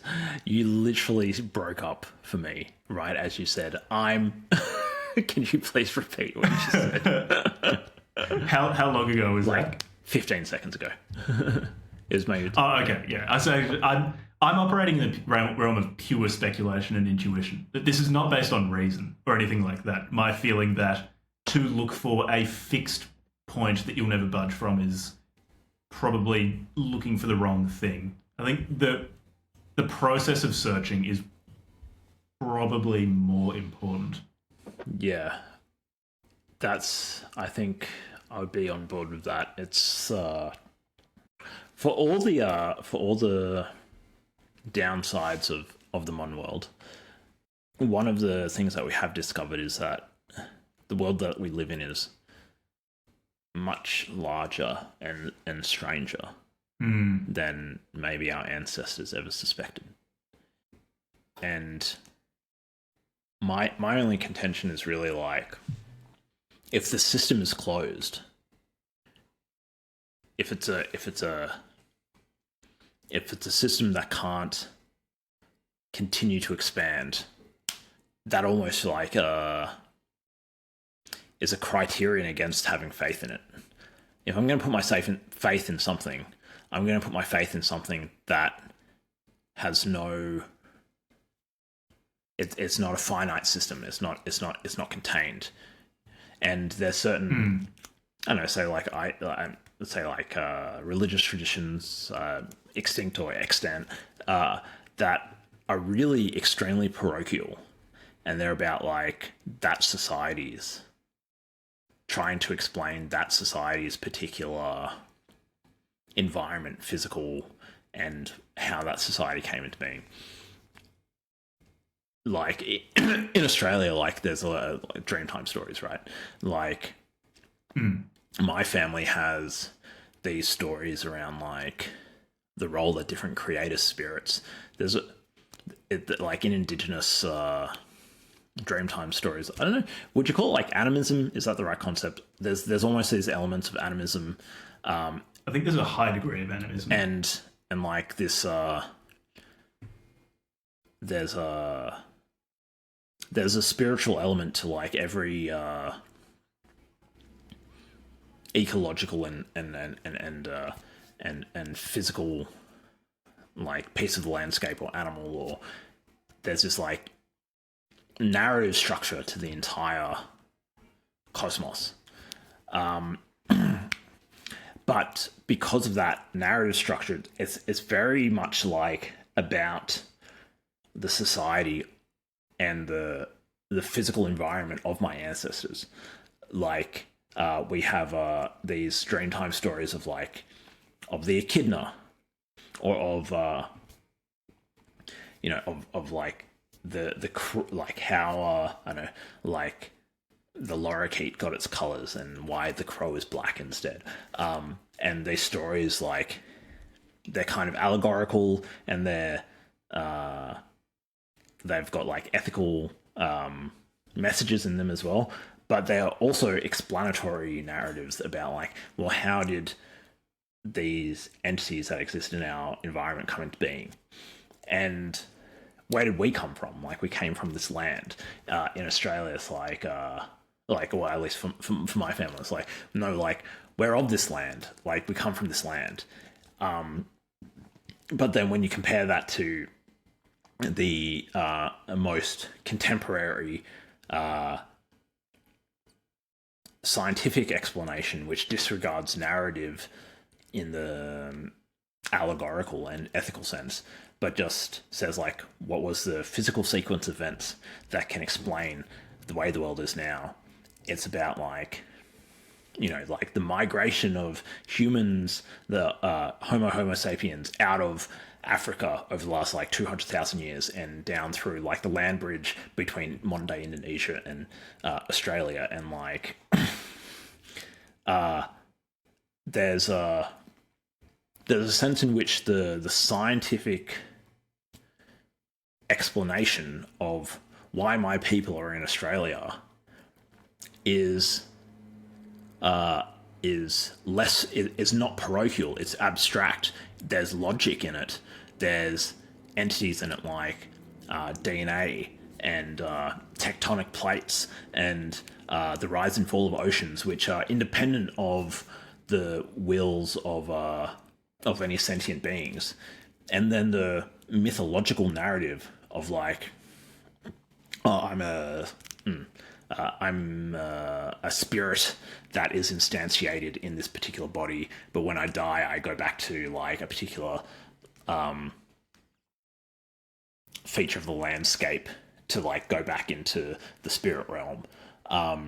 But of course, it's about our landscape, and it's about like the animals that are in our environment. That is to say, I mean like the Dreamtime stories.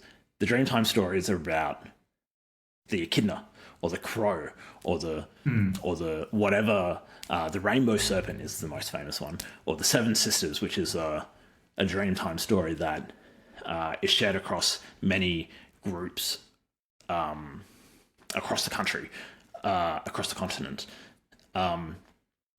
Those mythological stories are extremely of that landscape. But there's these larger, not larger, I don't know, like more abstract or more less parochial stories that position, okay, well, what about beyond like your ancestors' particular environment? Like, I don't know, maybe for Europeans, it's been such a long time since, say, like somebody like your family, Jack. Like, how many generations ago, back into like, I know, the Saxons or like Germanic tribes of Europe, were there similar allegories from like Druidic people or the tribes of like Germanic Europe? I don't know your ancestry, that they believe those things as well. Or not the same things, obviously, but like similar mythological things that were to do with the place and culture of their people. And in a way, like these things like Christianity represent, but also like scientific narratives represent, are much, much more abstract. They're not tied to a particular time and place. Yeah. With a lot of these stories, with a lot of these mythologies, religions, explanatory models, again, this is me just operating according to pure intuition, but I regard many of them as almost a way in to a deeper mystery. And I think that's where their value lies. And that's probably part of the reason why I enjoyed this book so much, is that Ernst Jünger is in many ways just agreeing with me in that when he talks about creating symbols from the forest. Yeah. These aren't... It was like you were saying about the Buddha's finger. You're not meant to be worshipping the finger or the particular story. It's a way in. It's a way in. And then I can understand why people, like right now, having discussed, like on the back of the last, like however long we've been talking about this, I want so badly for there to be an answer. Me too, which makes me...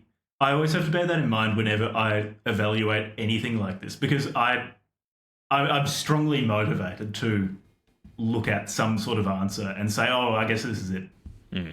Like there's a strong emotional motivation to find that. But the thing is, like, if I'm going to accept, say, like the Christian answer, why not accept the Muslim answer? Why not accept the answer of my ancestors who had their own like pre-Christian religion? Like, why not accept the Zoroastrians? Why not stipulate there's nothing except whatever our latest scientific theory says? Like, how do we navigate that? I just want that answer to be resolved. And in this state, it feels like one is emotionally, psychologically compromised. And the first person who comes along and says, I've got the answer for you, can capitalize on this existential longing for an answer to what is the forest? What is the forest? And there's been conmen and warlords and all sorts of good and bad actors across history who have taken advantage of this longing for an answer of every single person who has ever lived. Yeah, and Junger, I think Junger's right in when he says that the fear of death is basically universal among people. You'll have some who don't care, but very few truly don't care about dying. And so for Junger, he says, well, you transcend this fear of death in the forest.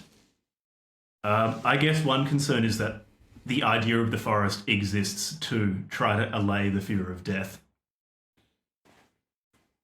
But I do like how Junger sets it out here, where the forest is symbol independent. So the symbols are secondary to the forest. They're expressing the existence of a forest. And I guess in that sense, so your question of which particular faith or explanatory system to follow, it's almost that you find a system, you submit yourself to its rigors, and in doing so, and in taking the direction of their symbols seriously, you will eventually find the forest. And in that sense, maybe whether you pick Islam or Christianity, Buddhism, Zoroastrianism, insofar as they are all sufficiently, I guess the symbols in them point sufficiently to the forest, it doesn't really matter. The question is more using those as a point from which to travel to the forest. And also...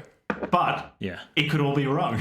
And also whether or not, like, on your journey, you become obsessed with the symbol itself rather than worship the Bible rather than God. Worship the Bible, worship the Quran, worship the Dreamtime stories and the elders, worship whatever symbol in your culture, instead of, presumably, I mean, in the best faith interpretation, the person or people who created that image with their imagination and brought it into the world, they, assuming they were acting in good faith, they didn't want you to become obsessed with the symbol.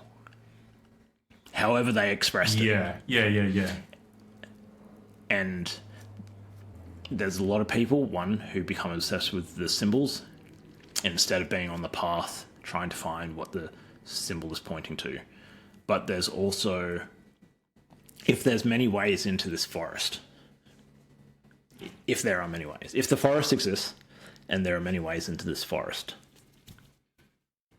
then to say, well, the only path that I'm going to take into this forest is this one path. I'm going to ignore all other paths into the forest, seems misguided.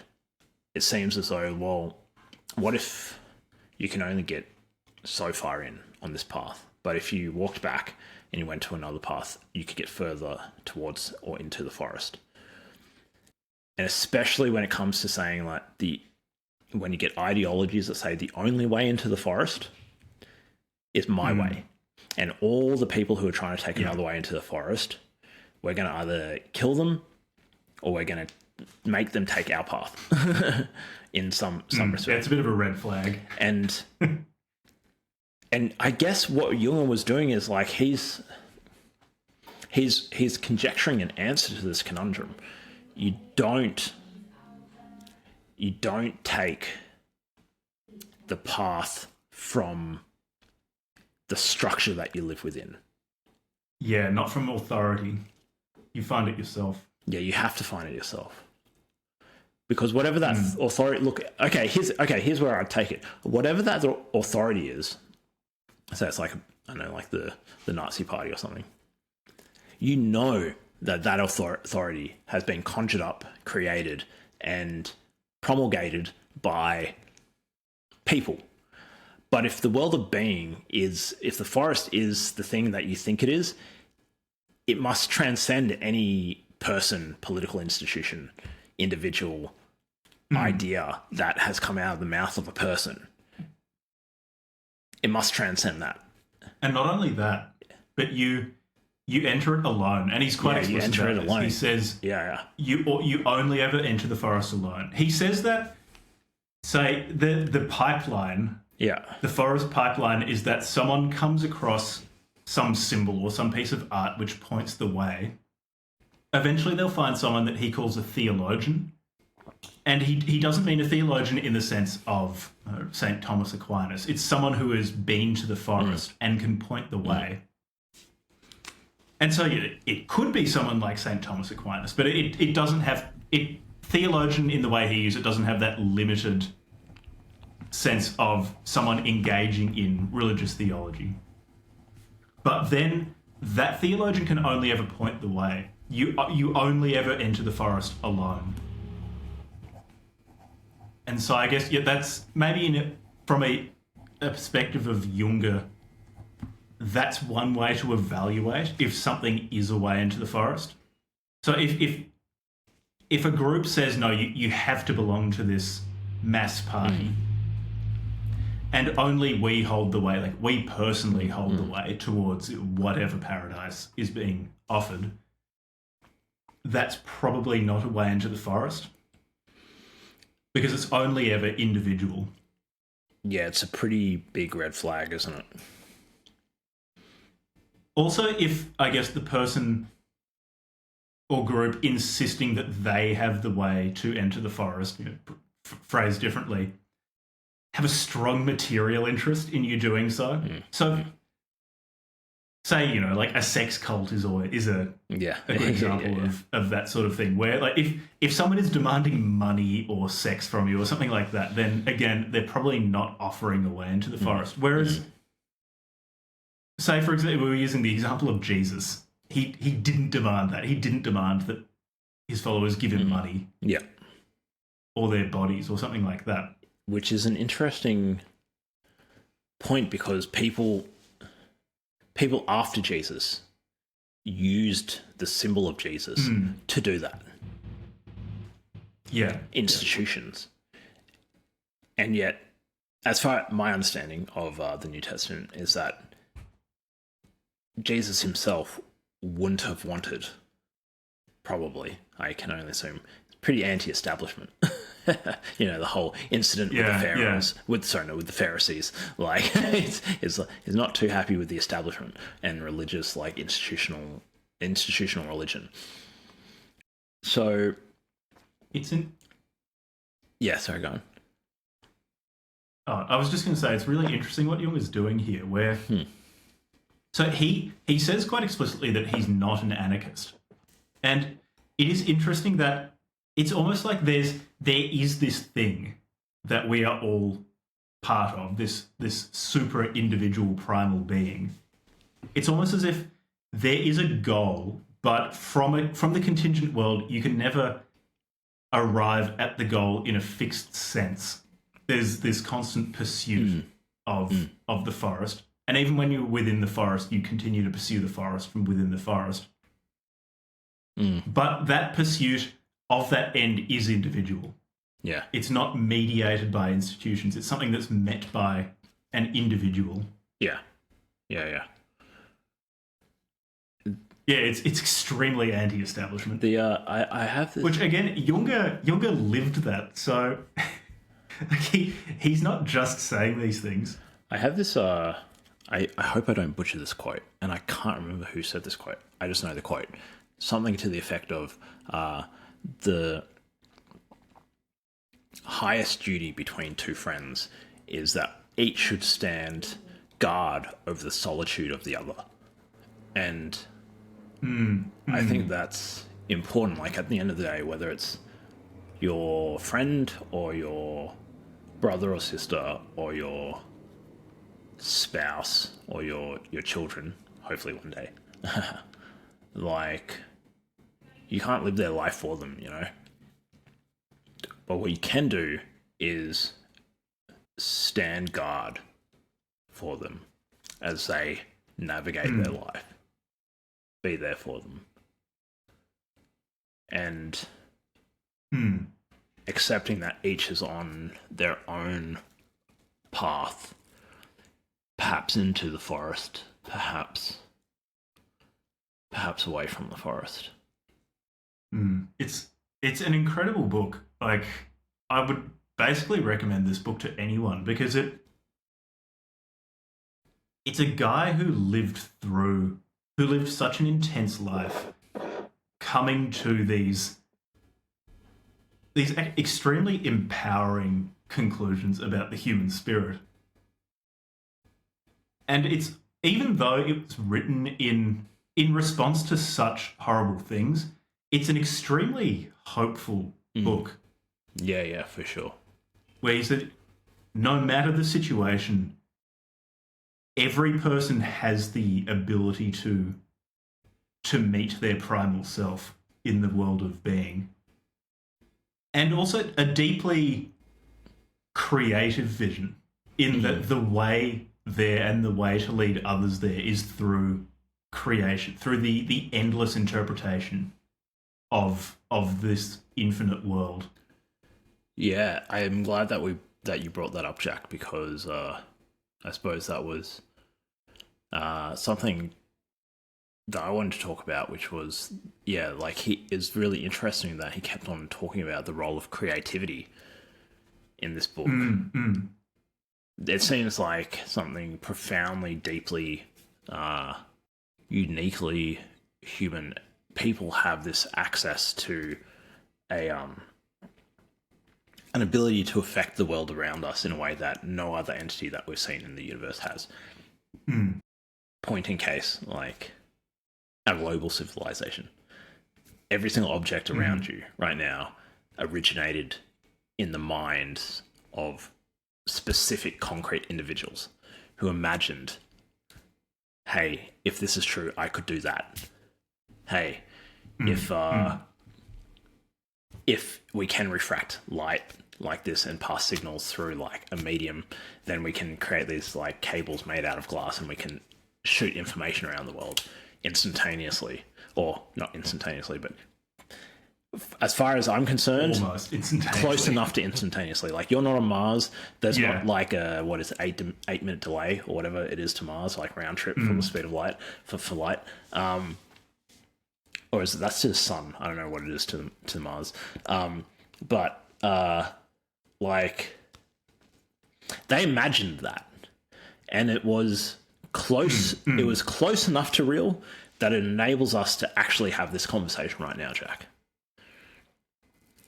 And I guess in some ways that has a pretty high correspondence to what Junger says here, where he says there's infinite creativity, but it's not infinite because it's arbitrary. It's infinite because it's referring to this thing which, in our contingent world, is infinite, is so changeable and complex that it is infinite.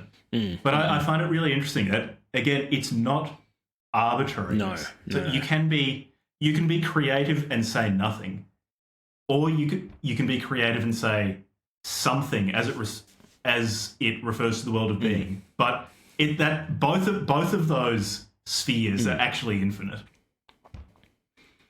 or at least reference to the world. Yeah, of being. it's almost as though like the contingent world. I'm not sure. People's place in the universe is actually to act as a conduit between these two realms.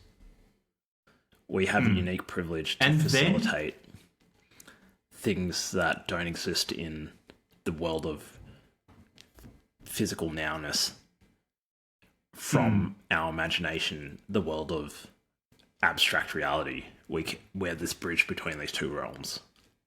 And then I think he seems to be saying, though, that the world of becoming, or the contingent world, is just it's an emanation of the world of being, or a partial view of it. So, and this was his point about reaching the forest from the train, is the realization that the train itself is the forest.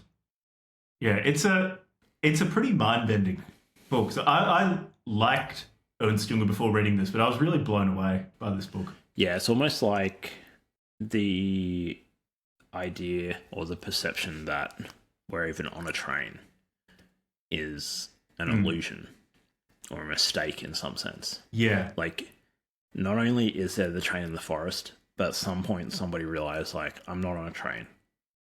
I'm just in the forest.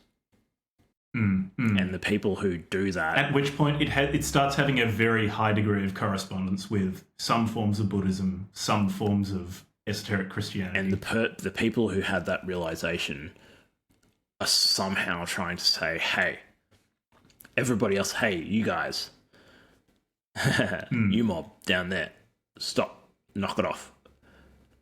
You're not on a bloody train. You're in a forest. Yeah. It makes me really want to order more books, particularly from his mid and late period of writing. So, because he never really stopped addressing these sorts of problems. In the figure of the anarch, he approaches it slightly differently to the figure of the forest rebel, but he's addressing the same problems. How? I guess though, if this were your problem situation of how to reach the world of being, why would you move to any other problem? Like, what is more important than this? It's a pretty good problem situation. It's a good problem. I guess then the question of did he solve his problem situation it's sort of hard, because to say solve in a static sense is to miss the point. I guess in some ways, yes, in that he proposes a way that one can retain freedom within a totalizing ideology, but it's a process, not a static position. So I guess saying solve is not quite right in this context. Yeah, I would almost say, like, here's my best guess of, like, how one might resolve this issue. Given whatever society, ideological niche one finds themselves in this corporeal form, to abandon one's quest, isolated as it may be, into the forest, and instead to join the crowd of whatever intellectual fashion happens to be sweeping through your particular geography at that particular point in time, is to abandon the thing that Junger's trying to point to. This is like a lesson. There could have been a Junger in Roman-occupied Jerusalem. There could have been a Junger in British colonial-occupied Botany Bay. There could have been a Junger in, pick your historical context, a person who saw through the veil of the ideas and ideologies and physical manifestations of people bumping into one another, clusters of atoms, and they saw through that, and they saw something deeper. And there's a lot of people who never even see that as a quest that can be undertaken. But there's also a lot of people who, when they see that, they're misguided, and they go along with whatever wave is sweeping through the world that they happen to be a part of at that time. But the real, possibly this might be one interpretation of it, the forest rebel is one who maintains their commitment to delve ever deeper into or towards the forest, regardless of the vicissitudes of the world around them. Yeah. And then, like I've said, would you recommend this book, people? I'd recommend reading it with a very close friend of yours and then having a 3-hour conversation about it. Yeah. Yeah, actually, yeah, I think it's a book to be talked about because it's so short and very tersely written. It's not even... I've got it right here. It's 120 pages. 97 pages. Oh, damn. It doesn't even make it to 100 pages. He says so much in it, and you realize how much he said, I guess, when you start saying out loud what he said and then thinking through the implications. I think if forest symbols exist, then this book is itself a forest symbol, because it does seem to point the way towards much more. Yeah, I'd recommend it to basically anyone. He did a good job of. I think Siddhartha Gautama, Siddhartha Gautama did it. He said, "Look at the fucking moon. don't look at my finger. I think Jesus did it. He said... he de-emphasized the law. He said... And yes. said, no, there is a higher morality. Yeah. The He law. flipped the tables of the Pharisees. He said, the law of God is greater than the law of the temple. And in an interesting way, the very idea of science is saying there's these laws that transcend our opinion of them. There's this deep sense of like, whatever's going on, one, it's pretty amazing. It's quite incredible to exist. and whatever exactly is going on, it is a lot stranger and a lot bigger and more complex than it seems to me anybody's ever been able to get their head around. But the ones who are honest about that, when they see through it and they see, there's something going on here, whatever it is, I'm not going to lead people astray. I'm going to try to tell them, hey, there's something going on, but I'm just the messenger. I'm just the messenger. Don't worry about me. You need to it is interesting bringing go up after this thing. Science in that respect, because because I guess science pursued as a middle manager. So you go into a PhD program because it's prestigious and you don't care too deeply about it, and science is to you a collection of, it's a corpus of established knowledge which is unimpeachably true, and you advance in the scientific hierarchy by the number of things you publish and the number of conferences you speak at, etc., etc. Stuff, yeah. Yeah, that's a science, I think, that is totally divorced from the forest, and not one that I find that interesting. But then you have scientists who are true philosophers. I think it was, like, I'll be butchering the quote, but I think Werner Heisenberg said something like, to the effect of, science is this, it's a drink where the first sip is atheism and at the bottom you find God. I'm not sure he was literally saying, oh, you will become a Christian. What I think he was saying is, it's the more you pay attention to what you're doing, you're trying to illuminate a territory by making a map that tries to correspond to parts of it.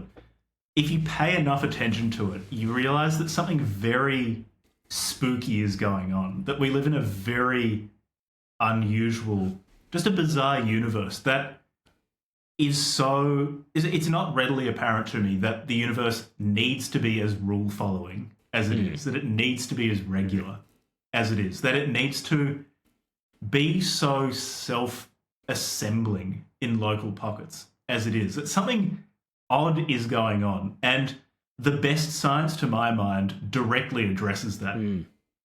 He said, I like the way that you put it. You actually put it quite tersely. I like the way that you put it. But Werner Heisenberg said, the first gulp from the glass of natural sciences will turn you into an atheist. But at the bottom of the glass, God is waiting for you. That's so interesting, hey? So the question is, what is the nature of that God? Hey, like... Yeah, it's really strange. Whatever's going on is I think we're uniquely privileged to exist, let alone to be one of the few entities in all of known existence to be able to even ask the question of why do we exist? Yeah. It's a real white pill book. It's a really invigorating book, this one. Like, I'm just absolutely blown away by how good this was. It's one of those books where I feel like I just don't know what to do with it now. It's just like... But I think that's the point. Like, again, it's not a static position of, I can file the forest passage away as as X category and not think about it. It's a process. I am very what would you say, like, suspicious of false prophets and false idols. Celebrity, money, when your relationship with money is toxic. Technology, Idolatrous. political ideologies, so forth. Love, be creating a false idol out of the person to whom you're infatuated. False idols out of, like, cultural values, elders, the church, this book, that book. False prophets saying, where is the world going? How should you interpret the past? What is your identity as this type of person, that type of person, a person? There's so many people positioning themselves as more insightful than you or I, but they're not. They're false prophets. They're creating false symbols and they're creating false idols. And this is perhaps maybe one of the things, perhaps I assume it exists in other religions, but it definitely exists in Christianity, is this idea of abandoning false idols. And there's a lot of false idols in the world. There's a lot of false symbols. There's symbols out there. There's memes. There's ideas where the meme, the idea, wants you to get sucked into it. And it does not have your best interest at heart. Like in some cases with genes can cause the overall deterioration and extinction of a species because the gene itself replicates at the expense of the individuals and eventually the overall long-term survival of the species. There's ideas that capture a person's mind at the expense of that person's psychological, physical well-being, social well-being, and so forth. They're false idols, they're false symbols being propagated by false prophets. And they're capitalizing on this deep, innate sense in every single person's being. Every single person who has ever existed, for however long people have existed, have had this question on their mind. Why am I here? Why am I here? And so many false prophets have come along and given us false antidotes and false answers to those questions. At least Ernst Jünger had the self-awareness and intellectual honesty not to position himself as some person who had an answer, let alone the definitive answer. He's just saying, be wary because the path is long and dark and winding and treacherous. But there is a path and there is a forest. And the really cool thing is that there are a lot of false symbols, but if Junger is right, actually an infinite number of true symbols. Yeah. Like that, they don't and stop. If Junger, and get this right. you just keep Get this going. right, Jack. Get this. And listener, whoever you are out there in the world, thank you for listening. Not only are there potentially an infinite number of true symbols, but you yourself are capable of creating one of those symbols. And you don't just... You can enter the forest. You can enter the forest. And you don't just have to take something that somebody else has created. You can create it yourself. And perhaps on some level, you don't have any other choice than to create it yourself. Yeah. I both have, like, I could keep talking about this book And also, I don't have more to say. I think... sorry, go. A really good book. Just read it. Just read it with someone else and talk to them about it. I'm grateful that Ernst Jünger existed. One, I'm grateful for Ernst Jünger being the type of person who wanted to write it down and share it with the rest of us. What a peculiar life that man had. Hey, and the fact that we get to read his thoughts is an incredible privilege. And then 3, I'm grateful that whatever fucking stupid decisions I've made over the course of my life have led me to like doing this podcast with you, Jack, and reading all the strange books. Yeah, it is really cool. And getting to this book amongst all the other books and stuff. Like I feel like it's broadened. It's almost like hitting an eject button in a plane, but the plane is my culture, and I'm looking at the world from a 30,000 foot view and seeing like, there's a lot of ideas that were in my head when I was younger that are just purely idiosyncratic to my circumstances. And then 4, I'm very appreciative that however many and whoever you are out there listening to this conversation right now, if you made it all the way to the end, I appreciate you too. And I hope you've gotten something out of this book. Shout out to you. I hope buy the book. Go out and buy the book. Have a read of it. Have a think about it, and think about this man's life and the strange changes, technological and political, and ideological, this man saw. And is it like about halfway through his life this book exists? Like it's a snapshot of like where he was at. Yeah, about halfway. Where he was at about halfway through his life in this very strange part of the world and in a very strange part of history. Sort of central continental Europe in the 20th century. And he's fucking survived that stuff and wrote down what it was like. Fought in 2 world to like wars. think through what was going on around him. Amazing.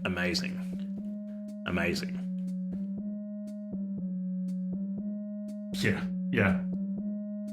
Do you have more to say? No.